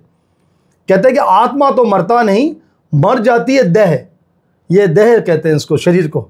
और मन में तुम रखो नहीं दुर्दा या संदेह, ये बात सत्य है कि भाई आत्मा नहीं मरती। तो हमारे यहाँ श्लोक है इसमें कि नैनम त्रिनम तुसराणी नैनम भगति भावतम, बड़ा लंबा श्लोक है कि आत्मा शस्त्र से नहीं कट सकती, उसको पानी उसको भिगो नहीं सकता और आग उसको जला नहीं सकती, वो तो कालातीत है। तो आप जो रो रहे हो, जो शोक कर रहे हो, किस लिए? हमारे यहाँ रोना अलाउ नहीं है। हिंदू मज़हब में जब किसी की मृत्यु हो जाती है तो रोना आता है, रोना सबको आता है। मेरे वालिद साहब गुजर गए थे, मुझे भी रोना आया था, लेकिन हमारे यहाँ मना किया गया कि आप शोक नहीं करो, क्योंकि ईश्वर ने जिसको हम कहते हैं कि इन्ना लिल्लाहि व इन्ना इलैहि राजिऊन, जो चले गए वो उसी की तरफ तो जाने थे, तो रोना किस बात का? उनकी चीज़ें थी वो उन्होंने ले ली, आत्मा परमात्मा। हाँ, तो अब उनकी जो एक्सपेक्टेशन आपके द्वारा थी, आप उसको पूरा कर लें। उनको चाहिए था भाई अनाथ आश्रम बना, तो आप बनाएं, तो आप उनकी आत्मा खुश हो जाएंगी। हाँ, आप इसको थोड़ा मजीद हाँ, मजीद ये कह सकते हैं कि जैसे अभी आपकी मौत हो गई, एक इंसान की मौत हो गई, ईश्वर कहता है कि जिस तरह वस्त्र चेंज करता है इंसान, कपड़े चेंज करता है, इतनी देर में आत्मा दूसरा शरीर धारण कर लेती है, इतनी देर में कर लेती है। सही। लेकिन उसका जो टाइम है वो रखा हुआ है 1 साल का सफ़र का। सफ़र क्या है कि आप यमपुरी जाएंगे, अपने एहतसाब के लिए जाएंगे ना, हेडक्वार्टर तो जाएंगे, हेडक्वार्टर में बैठा हुआ है वहाँ यमदूत, वो तो किसी बात ही नहीं सुनता, वो उस पर्ची भी नहीं सुनता, पर्ची भी लेता नहीं है, तो वो क्या करता है, वो फैसले बताता है कि भाई इसका ये जो मुजरिम आया है इसके क्या क्या गुनाह है, इस पर क्या क्या एलिगेशन है और क्या क्या इसने किया है, तो लाइन से फिर सारे सिस्टम करके वो आपकी आत्मा जो है ना, जो आत्मा है उसको सजा देता है आपकी।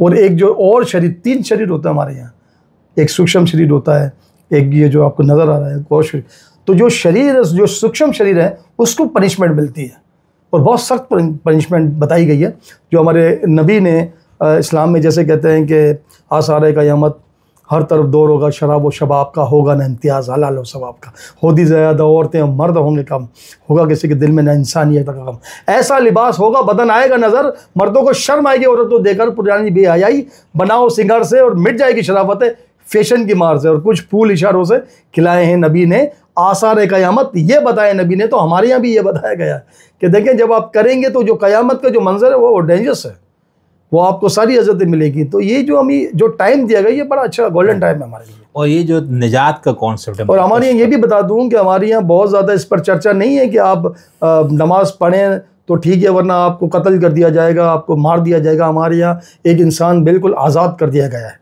आपको देखा राम पर फिल्में बनती हैं, उल्टी सीधी भी बना जाती हैं, राधा पर बनती हैं, राधा माता है यार, सीता पर बनती है, उनको कोई रोकता क्यों नहीं है? वो रोकता इसलिए भी नहीं है कि जो जैसा करेगा वैसा भरेगा, और ईश्वर जो करने वाला फैसला, तुम हम कौन होता है?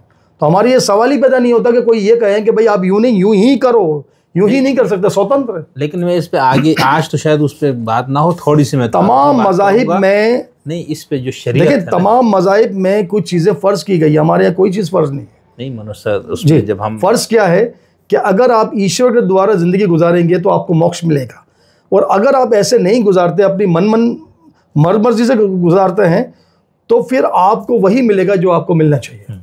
नहीं, इससे मैं आगे आपसे बात करूंगा। हम लोग जब रिलीजन की बात करते हैं तो उसका एक एस्पेक्ट है बिलीफ सिस्टम, ये मानना है, ऐसा है, यूं है। एक है जो रूल्स जिसके मुताबिक एक बंदे के मजहबी आदमी की ज़िंदगी गुजरते हैं। तो हिंदू धर्म या सनातन धर्म में भी बहुत तफसील से है, क्या कहते हैं जिसको हम फ़िक़्ह या लॉस कहते हैं ना, कि भाई एक सनातनी बंदा या एक वो शादी यूँ करेगा, उसके औलाद की हुकूक है, वालिदैन की हुकूक है, ये सारा कुछ तय है ना। बिल्कुल हमारे यहाँ किताबें हैं, बिल्कुल, और शरीयत की किताबें भी हैं, मनुस्मृति है, भगवत गीता है, बहुत सारी किताबें हैं। उसमें शरीयत दी हुई है हमारी, मतलब सिद्धांत दिए हुए कि आपको जीवन कैसे गुजारना चाहिए। लेकिन जो मेन किताब है वो मनुस्मृति नहीं है, क्योंकि मनुस्मृति बहुत कंट्रोवर्शियल रही है, उसमें तरामीम की गई है इंसानों के हाथों से। इस वजह से, क्योंकि हमारी जो ओरिजिनल किताबें थी वो तो आपको पता है अंग्रेज़ लोग ले गए, और इसके बाद उसमें तरामीम की गई, बहुत सारी मिलावट की गई। मिलावट की वजह से किताबें बहुत सारी कंट्रोवर्शियल का शिकार रही। ये एक ऐसी किताब है जिसको कोई भी आज तक कंट्रोवर्शियल नहीं कर सका। ये बड़ी अच्छी किताब है श्रीमद् भगवत गीता। ये एक ऐसी किताब है जिसको कंट्रोवर्शियल, क्योंकि इसमें कोई चीज़ आप चेंज नहीं कर सकते। 700 श्लोक है, 18 इसके चैप्टर हैं, आज उसको पढ़ें। उसमें सारी चीज़ें दी हुई कि जब आप परेशान होंगे, जब आपका बच्चा मर गया, या आपकी बीवी के प्रॉब्लम्स हो गए, या कोई सामाजिक प्रॉब्लम हो गए, कोई सोशल प्रॉब्लम हो गई, तो उसमें इसका रिस्पॉन्स, इसका जवाब है। अब जैसे मैं खुद तालिब इल्म को चीज़ें पढ़ी मज़ाहिब को, फिर मैंने कुछ स्टूडेंट्स को पढ़ाने के लिए निसाब भी बनाया था मैंने खुद ना, एक कि सब धर्म था उसके अंदर। तो उसके अंदर फिर मैंने तकसीम ये किया था, एक तो ईमान बिलीफ सिस्टम हर मज़हब का, दूसरा एथिक्स अखलाकियात क्या है, तीसरा मैंने उसमें रखा था पूजा पाठ, रसूम रिवाज, ईद, नमाज, कुर्बानियाँ, फलाना, हर मज़हब से निकाल।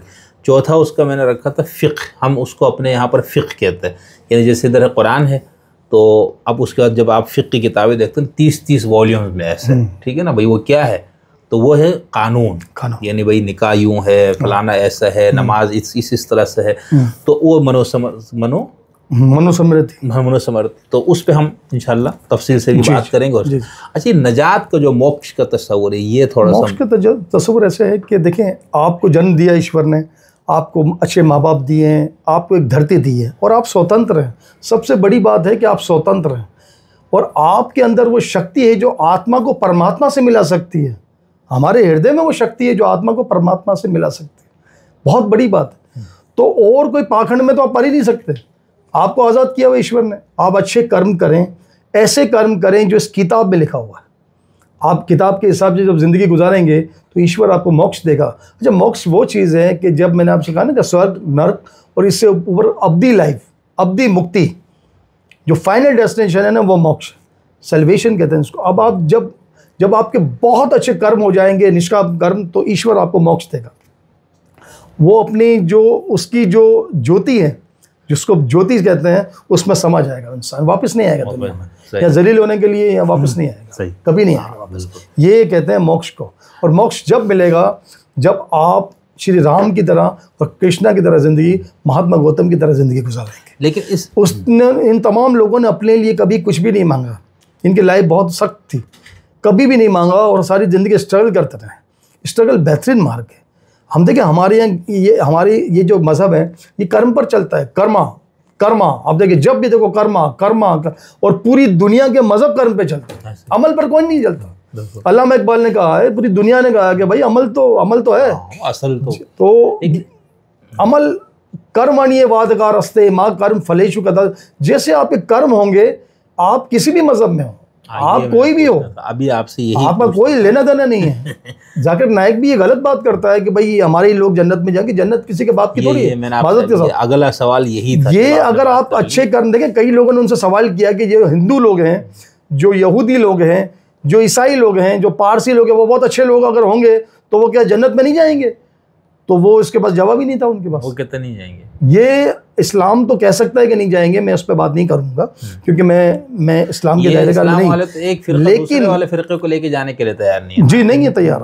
वहाँ भी ये बड़ा डिबेट है, वो अलग चक्कर है। लेकिन अब यही मैंने पूछना था, अब एक बंदा सनातन धर्म पे नहीं है, मिसाल एक बंदा मुसलमान है, एक क्रिश्चियन है, एक जूश है, तो उसके लिए भी ये नजात है? यही नहीं चाहता नहीं, अगर उसको फिर सुना, ये हमारे यहाँ ईश्वर को जो जिसको स्वर्ग में भेजना होगा, लाना जरूरी। हमारे यहाँ ईश्वर को जिसको स्वर्ग में भेजना होगा, वो चाहे वो हिंदू हो, सनातनी हो, मुसलमान हो, यहूदी हो, कोई भी हो, वो जांचा जाएगा कर्मों के द्वारा, अमाल के द्वारा जांचा जाएगा। और अमाल भी नीयत के द्वारा जांचा जाएगा। ऐसे नहीं कि उसकी नीयत क्या थी, जिसको हम करुणा कहते हैं, तो करुणा की जो श्रद्धा की जो भावना थी वो क्या थी। मंदिर में जा रहा है, अपने मकसद के लिए जा रहा है, तो ये तो कोई बात ही नहीं है, तो एक डीलिंग है। और डीलिंग ईश्वर करता नहीं है। ईश्वर की डीलिंग तो एक ही है, ईश्वर ने तो अपने नियम तक तोड़े हैं भक्तों के लिए। बहुत सारे उदाहरण हैं इसके, ऐसे ही अपने नियम तक तोड़ दिए हैं कि कोई बात नहीं, सृष्टि के जो नियम है उसके नॉर्म्स को कोई भी नहीं तोड़ता, उसने तोड़े हैं ईश्वर ने, भक्ति के कारण, सिर्फ भक्ति के कारण, मोहब्बत के कारण। आप देखिए बहुत सारे बुजुर्ग दुआ देते हैं कि आपको बच्चा हो जाएगा, आपको औलाद हो जाएगी, तो वो डॉक्टर बोलते हो भाई तूने पढ़ी नहीं रिपोर्ट, इसमें कुछ नहीं लिखा, कभी नहीं होगा औलाद, देखा ये क्या लिखा हुआ है, तो तू पागल है। तो बोलता हाँ पागल तो है, जितने भी पागल हैं उसकी ने ईश्वर को पाया है। पागल लोगों ने, पागलपन बहुत ज़रूरी है, ये बहुत ज़रूरी है। मेडिकल रिपोर्ट को उन्होंने तहस नहस कर दिया और उनके औलादों की लाइन लगी पड़ी है। मैंने तो अपनी आंखों से देखे, कई लोग देखे, तो ये कहाँ से आगे औलाद है भाई? ये औलादें ईश्वर ने दी, आपके बाप की मरस नहीं है ये। और जब तक आप उससे श्रद्धा, उससे प्रेम नहीं करेंगे, ऐसे काम नहीं करेंगे जो उसको पसंद है, तो आप मुक्त कैसे हो सकते हैं आप? अच्छा ठीक। अच्छा एक और पाकिस्तान के लिए मैं एक बात करना चाहूँगा। मैं पाकिस्तान में रहता हूँ, मेरी धरती पाकिस्तान है। I proud being a Pakistani. मैं डॉक्टर जो मेजर जिया थे, जियाउल हक जनरल, उनसे पहले का पाकिस्तान मैंने देखा। शेखरी साहब बेहतरीन पाकिस्तान था। अगर हमारे घर से, हिंदुओं के घर से कटोरा जाता था सालन का, मुसलमानों के घर में, मेरे घर से जाता था, तो वो दौर में वो कटोरा वापस खाली नहीं आता था, वो मुसलमान घरों से उसमें खाने आते थे। और उस वक्त कोई मज़हब ही नहीं था पाकिस्तान में, और इतना अच्छा पाकिस्तान था कि चारों लोग, हिंदू मुस्लिम सिख ईसाई, मोहब्बत से पाकिस्तान में रहते थे। और फिर ये एक तशद्दुद की एक लहर आई, और यहाँ पर देखें ना कितना सारा जो है वो कर दिया। आज पूरी दुनिया में देखें बदनाम है, आप बदनाम है पूरी दुनिया में। किसको लेकर? मज़हब को लेकर। आप शिया कम्युनिटी को लोगों को नहीं समझते, वो कहते हैं भाई अक़लियत के लोग हैं। हिंदू बोला ये भी अक़लियत के लोग, पारसी ये भी अक़लियत के लोग हैं। यार ये क्या है? ये हिंदू कम्युनिटी यहाँ रहती थी, वो 26% थी उस वक्त 1947 में। आज 1% भी नहीं है, 1% से भी नीचे चले गए। लोग यहाँ से जाना चाहते हैं, माइग्रेट करना चाहते हैं। क्यों? क्योंकि ये डिबेट कहीं और चली जाएगी, लेकिन कुछ चीज़ें बताना चाहता हूँ कि हमें मिल के रहना है। मज़हब के नाम पर हमें झगड़े नहीं करने हैं। हमें मज़हब के, किसी का जो भी मज़हब हो, कहते हैं कि ना तेरा खुदा कोई और है, ना मेरा खुदा कोई और है, और ये जो रास्ते हैं जुदा जुदा, ये मामला कोई और है।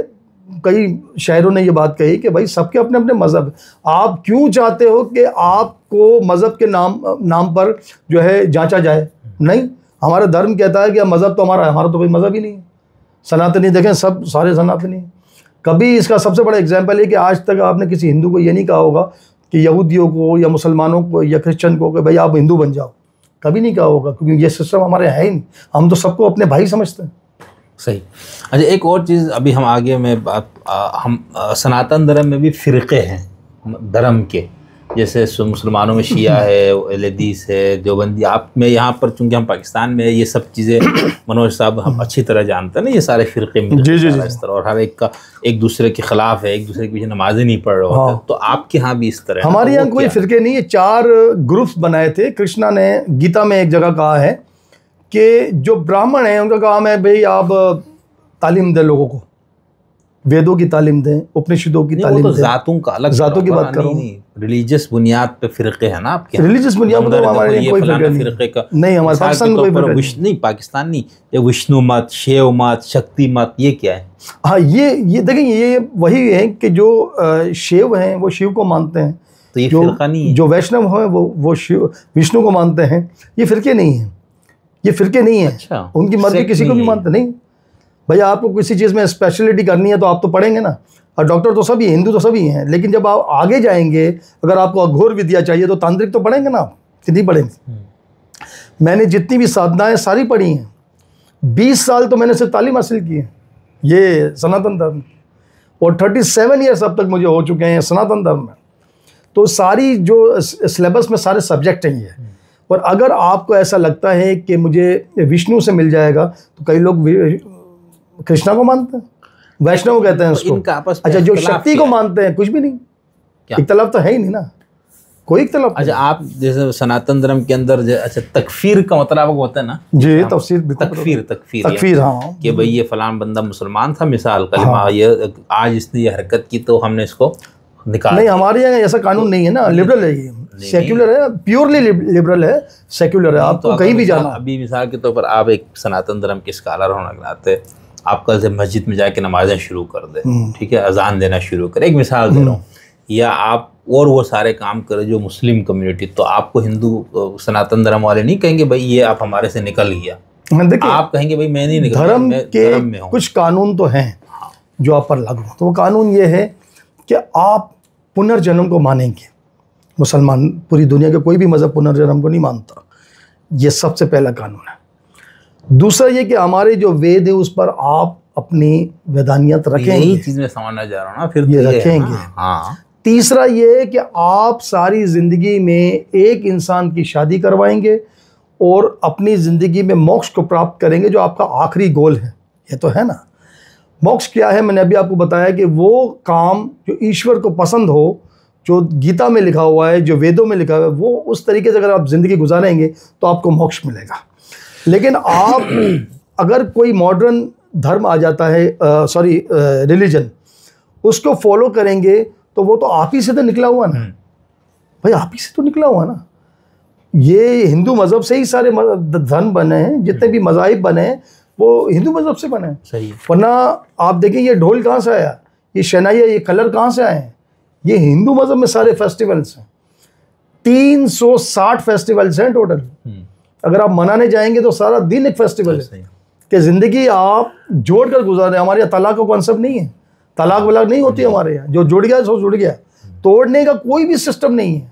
ये कितनी अच्छी बात है। तकफीर तो हो है ना, नहीं तकफीर इस मफ़हूम में कि भाई आज से मनोज चौहान साहब ने गीता को मिसाल मानना छोड़ दिया, कोई तो मैं नहीं मानता मिसाल के तौर पर, या वो कहते हैं भाई मैं, जैसे मैंने आपको मिसाल दी, सारे वो आप अमाल कर रहे जो किसी और मज़हब का, तो आपको तो सनातन धर्म से निकाल दिया जाएगा ना। बिल्कुल, देखिए निकल गया, बिल्कुल सोसाइटी उसको मानेगी नहीं, हिंदू मज़हब इसको मानेगा नहीं। उसके लिए डिसीजन ये किया जाएगा कि अगर वो इस्लाम को दायरेकार को जाता है तो हमारी तरफ से वो बहुत ज़्यादा नहीं, इंसान स्वतंत्र है। आपकी तरह आप कहते हुए मैं इस्लाम उस मफ़हूम में इस्लाम में भी नहीं जा रहा हूँ, मैं इस्लाम को भी ठीक समझ रहा हूँ, सनातन धर्म को भी ठीक समझ रहा हूँ। कभी आप मस्जिद में नमाज़ पढ़ लेते हैं, कहीं मंदिर में आप पूजा करते हो, तो उस सूरत में भी आपके ऊपर कोई मसला नहीं। लेकिन जब आपको एक जो धर्म है, जो पूरी दुनिया का सबसे पुराना धर्म है, अगर उसमें आपको ईश्वर नहीं मिला या आपको ट्रस्ट नहीं है तो आपको कहीं भी ट्रस्ट नहीं आ सकता। इस कॉन्सेप्ट को लेकर फिर जाहिर सी बात है सोसाइटी जो कानून बनाती है वो कानून ये भी है कि उसको अपने दायरेकार से निकाल देती है। सही। और ये निकालती रेस्ट्रिक्शन ऐसा नहीं रखते कि आप ये मर जाएगा तो आप आएंगे नहीं, आप आओ। कई लोग हमारे मुस्लिम हुए हैं, मैं जानता हूँ, हमने कभी उन पर कोई नो पनिशमेंट, आप जाएँ, अच्छी बात है। इस्लाम में जाएं और मज़ाहिब में चले जाएं, इनका जब फादर जब गुजर जाता है, देहांत हो जाता, तो आते हैं, वो रोकता थोड़ी है, कोई नहीं रोकता। हाँ, आपको वो अच्छा लगता है, आप उसके हिसाब से ज़िंदगी गुजारें, इंसान आज़ाद है।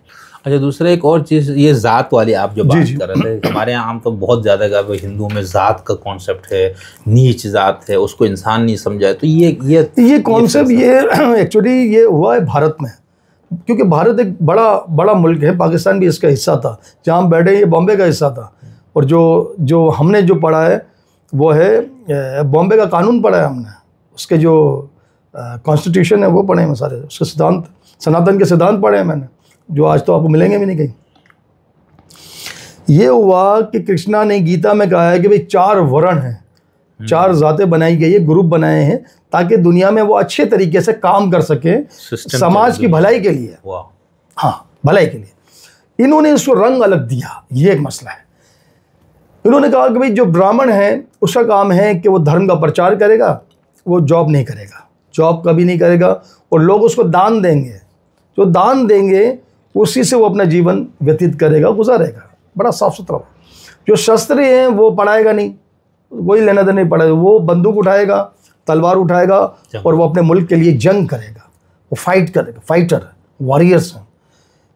वेश कुछ भी नहीं करेगा, दोनों में से वो बिजनेस करेगा, ताकि उसके मुल्क को, उसको भी, फैमिली को भी, अपने एरियाज़ को, अपने मुल्क को तरक्की कर सके, वो वेश बिजनेस करेगा और इसी फाइनेंस संभालेगा। और इसी तरीके से जो शूद्र हैं वो तीनों की सेवा करेगा, वो सर्विस के काम करेगा।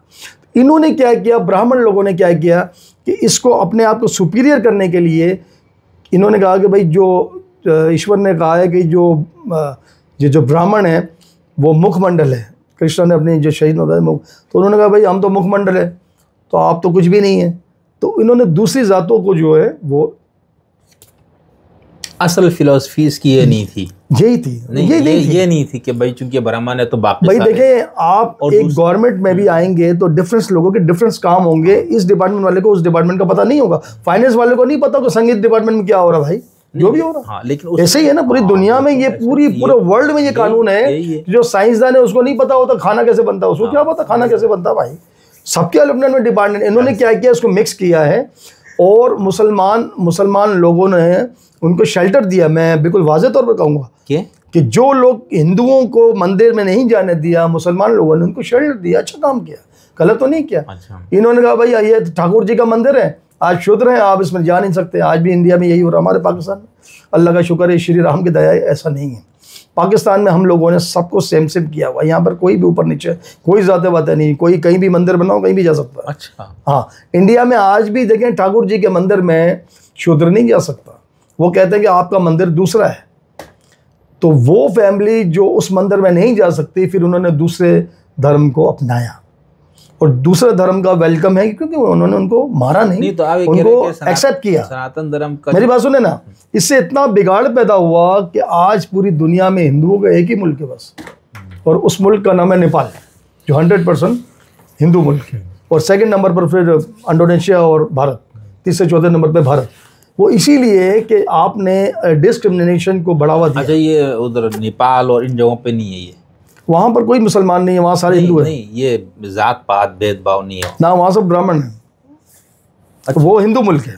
नहीं, वो है दूसरे का। वहाँ पर ये नहीं कि इस मंदिर में शूद्र नहीं जा सकते, नहीं, वहाँ सब जा सकते हैं। हाँ। इंडिया में, भारत में ये बदकिस्मती से इंडिया, क्योंकि इंडिया छोटा नहीं, बहुत बड़ा कंट्री है, बहुत बड़ा कंट्री है। मतलब आप यूँ समझें कि हमारा जो पाकिस्तान है उसके एक स्टेट उससे बड़ा है महाराष्ट्र। महाराष्ट्र का जो आप कैलकुलेशन करेंगे पता चलेगा भाई ये तो कराची पाकिस्तान से भी बड़ा है, बहुत बड़ा। तो इंडिया बहुत बड़ा है। इंडिया में जो चीज़ हुई पूरी दुनिया में इसका असर हुआ। इंडिया वालों ने क्या किया, ब्राह्मण लोगों ने, आज भी देखें कि वो लोग पैसे ले लेते हैं माज़रत के साथ, और क्या करते हैं कि भगवान को देखने के लिए या जो भी रिलीजियस कस्टम्स हैं उसके VIPs के लिए स्पेशल, आम आदमी के लिए स्पेशल, गरीब का कोई नहीं।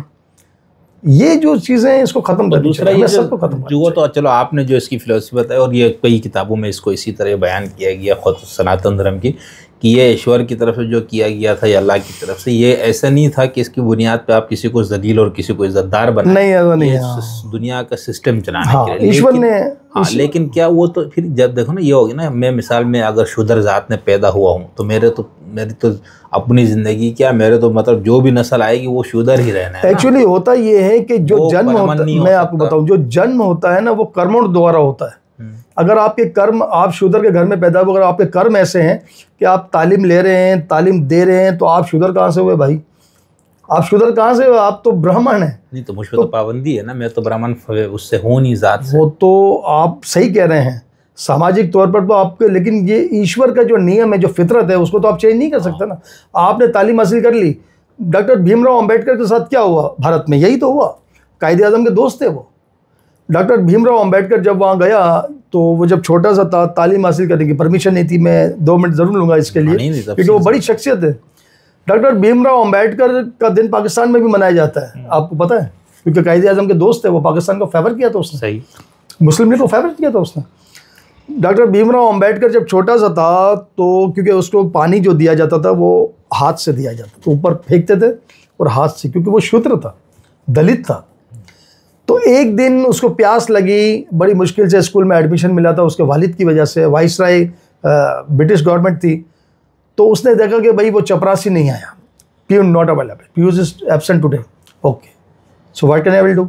तो उसने कहा कि प्रिंसिपल को कहा कि भाई मुझे पानी पीना। उसने कहा प्यून आज नहीं आया।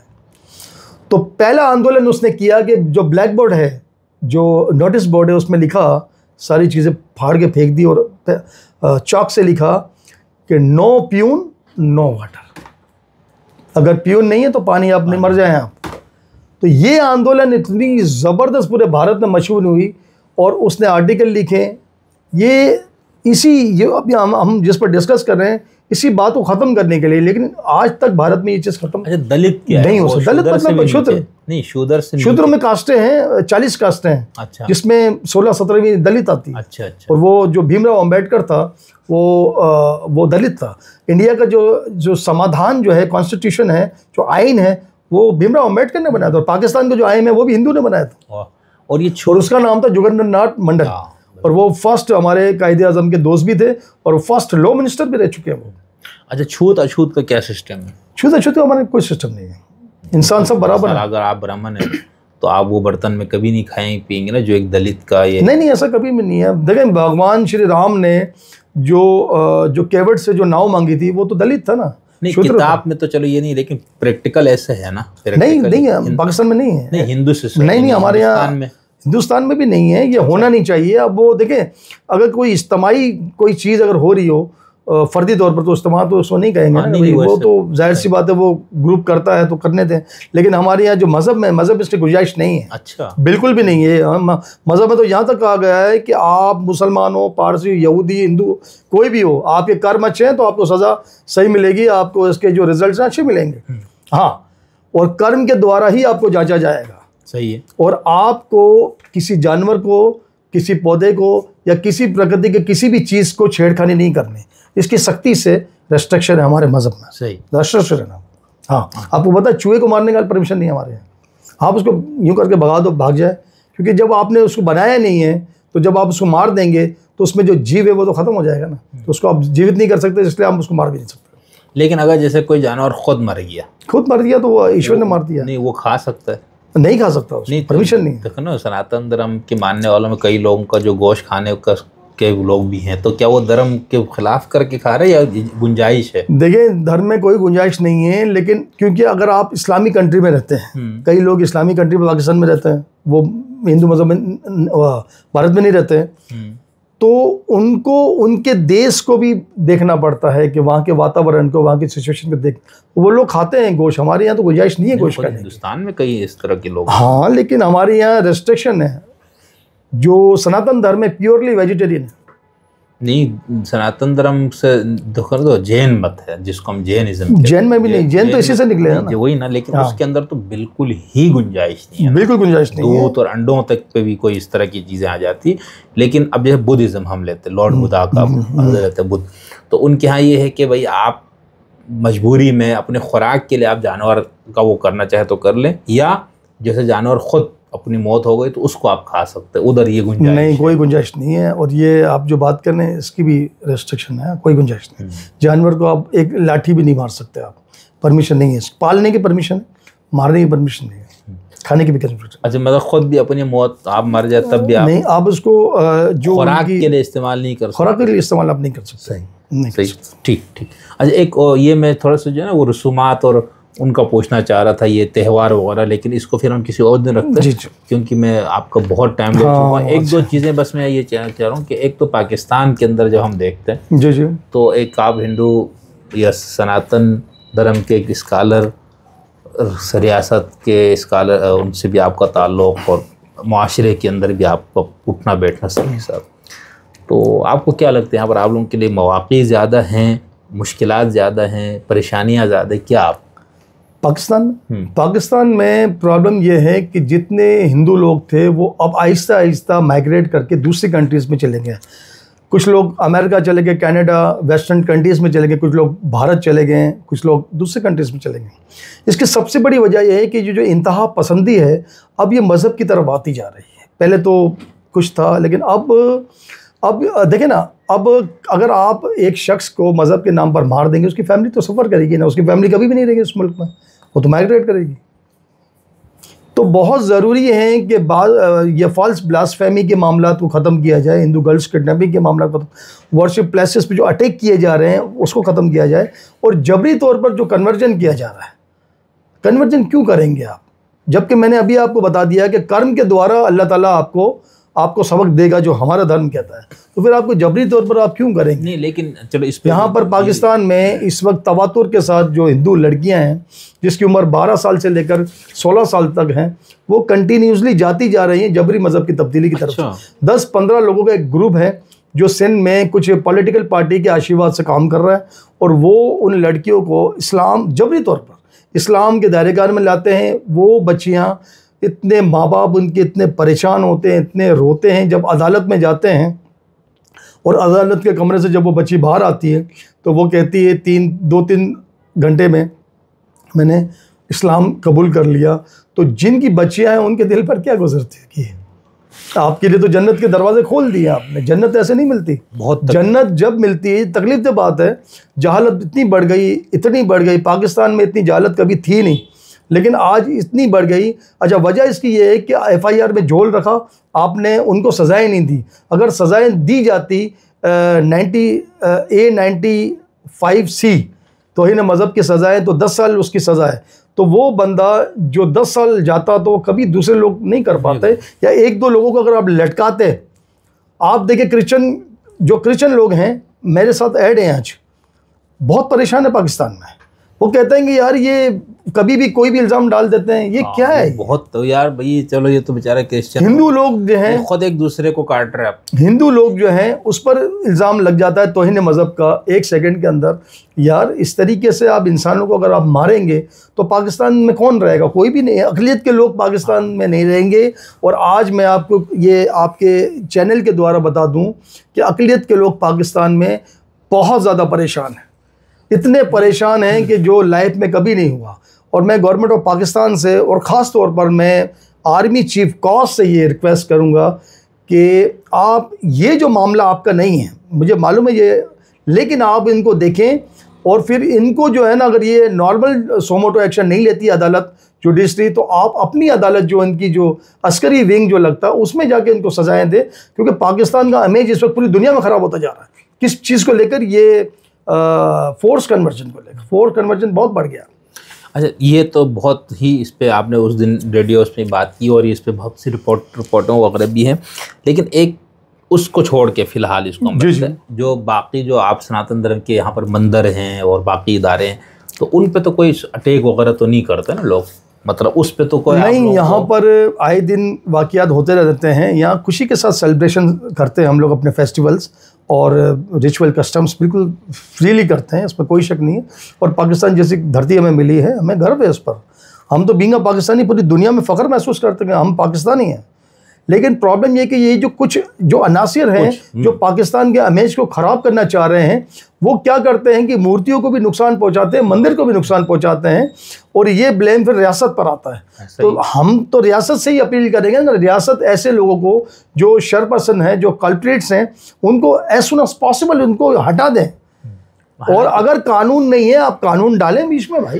नहीं, कानून क्यों नहीं है? सबसे बड़ी तो हर मजहबी अक़लियत को उसकी आज़ादी, आइन की पूरी शिक़ें हैं। फिर जिस मज़हब को धर्म को खुद मान रहे इस्लाम, उसके अंदर भी लोग खुद कहते हैं भाई दीगर मज़ाहिब के साथ ख़त्म करना या उनको मारने को, भाई आप खुद कह रहे तो फिर ये क्यों कर रहे हैं? मतलब तज़ादात ही है ना, मतलब वो फिर ये तबलीग, उनकी जान को खतरा हो जाता है। आपने तो दोस्तों को ये कहता, जोड़ा वाला केसेस आप देखें, 300 लोगों के घर जला दिए उन्होंने। बिल्कुल, एक छोटा सा इंसिडेंट हो रहा है, आप 300 लोगों, मासूम लोगों को मार रहे हैं, इंसानों को मार रहे हैं। ये कौन सा मजहब बोलता है भाई इंसानों को आप मारेंगे? और अगर आप इंसानों को मारेंगे तो पाकिस्तान में फिर मैं ये नहीं समझता कि कोई अच्छा इंसान रह सकेगा। अच्छा, लेकिन आप लोग, आपको क्या ऐसा लगता है कि आपके लिए कुछ यहाँ पर अपॉर्चुनिटीज या मौक़े भी हैं अगर आप इस्तेमाल करना चाहें सनातन धर्म वालों के? सनातन धर्म के लिए बहुत मुश्किल है, क्योंकि यहाँ पर मजहबी जो इंतहा पसंदी है वो इस वक्त बढ़ गई है। बड़ी माजरत चाहता हूँ। और अगर कोई यहाँ पर एक खाने का रेस्टोरेंट लगाता है तो उसको मुश्किल कर देते हैं ये लोग। क्यों? क्योंकि भाई ये हिंदू के हाथ का हम खाएंगे नहीं।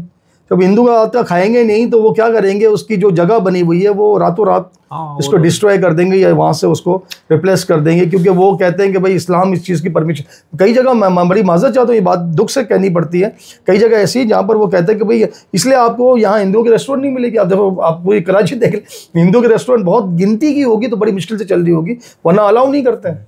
लेकिन अगर हम जैसे मिट्टी या थर वगैरह जाए वहाँ तो हाँ उनकी मेजोरिटी है तो वो करते हैं। हाँ, मैं कराची की बात कर रहा था। नहीं, वैसे पूछ रहा हूँ, वहाँ पर तो वहाँ करते हैं। वहाँ पर हमारे सनातन धर्म के लोगों के होटल और ये सब वो लोग चलाते हैं। होटल का तो नहीं पता, लेकिन उनकी वहाँ पर शॉप्स हैं अजनास की, और वो बिजनेसमैन हैं, बिजनेस करते हैं जगबाबाद में। मुझे तो किसी ने बताया, पता नहीं कहाँ सच है कि उमरकोट या मिट्टी वगैरह में यहाँ ये गायों वगैरह भी मुसलमान लोग भी कहते ज़िबा नहीं करते हिंदुओं को। हाँ, वो गायें तो वैसे हमारे यहाँ नहीं, आपके यहाँ नहीं, जो वहाँ के मुसलमान है ना वो भी हिंदुओं का ख्याल इसलिए रखते हैं ना कि मेजोरिटी में है, तो वो बड़ी एक अच्छी रिवायत है। देखिए, हमें जो रिवायतें हैं हमारे नबी की, श्री राम की और उन अजीम लोगों की, उन रिवायतों को पाकिस्तान में डालना है। हमें करना है वो ये करना है। हमें मजहब के नाम पर झगड़े नहीं करने। कौन जन्नत में जाएगा, कौन दोज़ख में जाएगा, ये हमारा काम ही नहीं है। जिसका काम उसको करना। अच्छा, एक और जो मुझे आप लोगों से कम्युनिटी के तौर पे शिकायत है सनातन धर्म वालों से, यहाँ तो बाप ने शिकायत, अब हमारे शिकायत का दौर शुरू हो गया है। प्लीज़। वो सबसे बड़ी शिकायत ये कि यहाँ पर जब ये मंदिर वगैरह देखता हूँ ना तो दिल बहुत खुश होता है कि इधर कम से कम अक्सरियत मुसलमान और ये होने के बावजूद। लेकिन जो मुझे कमी महसूस होती है ना, वो आप लोगों के यहाँ कोई तालीमी इदारे आप लोगों ने बनाए नहीं, रिलीजियस तालीमी इदारे। क्यों? आप लोगों को फ़ंड का मसला है, यहाँ पर शिद्दत पसंदी का मसला है, या आप लोगों के अंदर इसका शौक़ नहीं है कि बस ठीक है? हाँ, नहीं, मेरी बड़ी ख्वाहिश है, आपके चैनल द्वारा मैं कहता हूँ कि अगर कोई साहिब हैसियत हमें कोई ऐसी जगह दें, क्योंकि गवर्नमेंट जाहिर सी बात है पीपल्स पार्टी की गवर्नमेंट है, और इनके जो हमारे जो मिनिस्टर है वो भी पीपल्स पार्टी के हैं। तो वो जो पीपल्स पार्टी के मिनिस्टर वो इतनी बात करते हैं, जितना पानी वो कहते हैं इतना ही पीते हैं माज़रत के साथ। तो उनकी पॉलिसी में शामिल कभी भी होती, कभी नहीं भी होती। लेकिन मैंने 12 इनको कहा है कि एक आश्रम बनना चाहिए कराची में, जिसको मैं रन करूँ, क्योंकि पाकिस्तान से मैं सबसे बड़ा मजहबी स्कॉलर हूँ इस वक्त में, जो पूरी दुनिया के लोग मुझे जानते हैं। तो मैं यहाँ पर काम कर सकूँ जिससे हमारे जो धर्म की तालीम बढ़ सके और पाकिस्तान में एक अच्छी रिवायत कायम हो सके, ये मेरी ख्वाहिश है। और यहाँ पर बहुत से लोग हैं जो यूनिवर्सिटियों वगैरह में जो डिपार्टमेंट से रिलीजन के या पढ़ाने के, तो बहुत से लोगों को ख्वाहिश भी है कि हम भाई देखो ना हिंदुस्तान के अंदर भी। आपके प्रोग्राम में ये थैंक्स करना चाहूँगा गवर्नर सिंध कामरान टिसोरी जी को, श्री कामरान टिसोरी जी को, जिन्होंने ये रिवायत नई कायम की। हम पाकिस्तान से हैं कि आप देखें हर मज़हब के लोग हर प्रोग्राम में हमें इनवाइट किया जाता है। परसों जो है कॉन्सुलेट जनरल जो हैं अमेरिका के स्कॉट ऑरबम, उनको शाया दिया, हम लोगों ने डिनर रखा और इन डिनर में तमाम मज़ाहिब के लोगों को बुलाया और इनके हाथ से केक कटाया।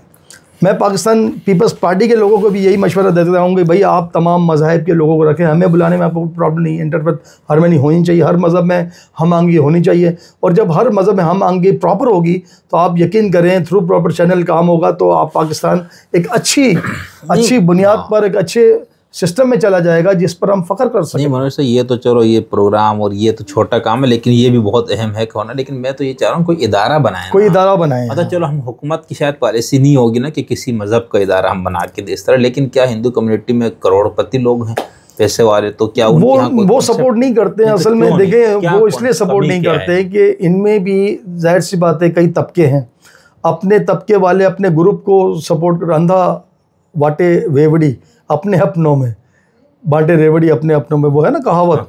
तो ये लोग क्या करते हैं कि अपने बिजनेस को अपनी फैमिली तक, मैं उनके बच्चे थे कि अमेरिका में पढ़ते हैं और वो खुद भी अमेरिका के वीज़ा लेके इधर उधर चले जाते हैं अमेरिका। और जो शेड्यूल कास्ट के जो लोग हैं, जो जिसको आपने अभी तक जिसका जिक्र ही नहीं किया, 99% लोग शेड्यूल कास्ट हैं, 1% जो लोग हैं वो रीच हैं, और जो रीच हैं वो अपने ही लोगों में, वो तो इनको पसंद ही नहीं करते। तो जब ये डिस्क्रिमिनेशन रखेंगे हिंदू लोग तो पाकिस्तान कैसे तरक्की? नहीं तो ये जो मंदिर आपके पास इतनी अच्छी सी जगहों पर, आपको पता है कितनी संस्थाएं 2 नंबर बनी हुई है। अभी महेश कुमार ने क्या बोला अपनी स्पीच में, क्या बोला? कई संस्थाएं 2 नंबर है और गवर्नमेंट को पता है फिर भी फंड देती है। नहीं तो जो कई आपके बड़े बड़े मंदिर, जैसे मैं आप यहाँ पर साथ ही है हमारे अब्दुल गाजी के मज़ार के साथ और बाकी और जगहों पर, जी, तो भाई जब मंदिर है वहाँ पर सारा सिस्टम है, थर वगैरह में हम आते हैं, ये हर जगह लाड़काना और क्या कहती है जो ठट्ठा वगैरह सब, तो इन मंदिरों में से कोई ऐसी जगह आप लोग नहीं बना सकते जो रिसर्च का काम हो, सनातन धर्म का काम हो? मंदिरों में तो ये चीज़ नहीं बन सकती ना, जगह कम, कैपेसिटी की गुंजाइश नहीं होती। हाँ, गवर्नमेंट हमें कोई जगह प्रोवाइड करें, साहिब हैसियत कोई जगह प्रोवाइड, जिससे हम लोग एक जो मेरी जो संस्था है सनातन धर्म, इसका प्रचार हो सके। तो जब ये संस्था बनेगी, ऐसी कोई जगह हमें देंगे, उस पर ये बनेगा तो गवर्नमेंट ऑफ पाकिस्तान का बड़ा नाम होगा। आप देखें सिख लोगों के लिए आपने कॉरिडोर बना के दिया, इमरान खान साहब की गवर्नमेंट थी, उसने कॉरिडोर बना के दिया। आज पूरी दुनिया में पाकिस्तान का एक नाम है कि सिखों की जगह बना के दिया अपने यहाँ। आप लिबरल हैं नहीं तो वो तो ये कहते, लेकिन हिंदुओं की कोई जगह ही नहीं है, उन्होंने बना की नहीं दी। नहीं वो भी मेरे ख्याल से अब वो जो बाबा गुरु नानक के वो सारा बनाया ना, वो भी सिर्फ पूजा और ये ना, मैं कह रहा हूँ कोई काम इदारा जाती क्यों नहीं। जैसे आप चलो हम यहाँ पर कहते क्रिश्चियन लोगों को देखते बहुत दिल खुश होते, किताबें छप रही है, काम हो रहा है, बाइबल के तर्जुमे हो रहे हैं और बड़ी कम है, कई किताबें वहीं से खरीद के लाता हूँ उनके। तो आप लोग ये क्यों इसमें? भाई हमारे यहाँ मैंने आपसे अर्ज़ किया कि बात तो तल्ख है, लेकिन कहनी पड़ेगी कि जो 1% जो अशराफिया है ना, वो अपने सर्कल से बाहर नहीं निकलना चाहती, और जो भक्ति करने वाले लोग हैं, जो स्कॉलर्स हैं और जो अच्छी कम्युनिटी के लोग, वो सारे इसमें शेड्यूल कास्ट में, तो वो तो अपने सर्कल से जब बाहर नहीं निकलना चाहती तो उनको कौन परवान चढ़ाएगा? तो यहाँ पर बहुत मुश्किल हमारे ये। नहीं मैं तो खुद, और ये एक ज़हनी बीमारी है उनको कि वो इनको नहीं बुलाएंगे, वो इनको बुलाएंगे तो वो छोटे हो जाएंगे या उनका रुतबा कम हो जाएगा। जब वोट मांगना हो तो वोट तो यही देते हैं। ऐसा ही मैं तो बोलता हूँ उनको वोट नहीं देने चाहिए किसी को। नहीं मेरी तो बहुत अपनी ज़ाती आरज़ू ख्वाहिश है कि मैं हमको ऐसा छोटा सा मिल के हम आप इस तरह कि कोई इस तरह की, जैसे मैंने अपने इसका इदारे का इसका नाम इसीलिए रखा है ना, प्लुरलिस्टिक रिसर्च, कि जिसके अंदर कोई धर्म मज़हब का हर, यानी मैं चाहूँगा कि कल मैं क्लासेस शुरू करूँ तो हिंदू धर्म या सनातन धर्म आपसे बढ़ो। बहुत शुक्रिया, बिल्कुल यही इसी तरह पाकिस्तान तरक्की कर। लेकिन मेरे ये तो छोटा सा काम है ना, मतलब हमारा तो कुछ भी अभी हो ना हैसियत, लेकिन आपकी कम्युनिटी के हिसाब से मेरी बहुत आरजू है, तमन्ना है, ख्वाहिश है कि भाई कम से कम हमारे सनातन धर्म वाले को, बिल्कुल सनातन धर्म के लिए मेरी भी रिक्वेस्ट है कि कोई ऐसी जगह हमें प्रोवाइड करें, गलत जबान यहाँ सिखाए लोगों को, असल ओरिजिनल टेक्स्ट की किताबें वहाँ पर हो, वेद में, और ये सारी चीज़ें खरीद के पढ़ के, और यहाँ पर मेरे ख्याल से अगर कोई बंदा सीखना चाहे संस्कृत ये हिंदी ज़बान वगैरह तो उसकी भी आप लोगों क्या कोई सहूलत नहीं है? नहीं है, कई मंदिरों में पढ़ाते हैं, ऐसी बात नहीं है। अच्छा। 2-4-6 मंदिर हैं जिसमें अपनी मदद आपके तहत, गवर्नमेंट उसमें कुछ नहीं करता, अपनी मदद आपके तहत बेचारे पढ़ाते हैं। वो मैं खुद भी पढ़ाता हूँ कभी कभी।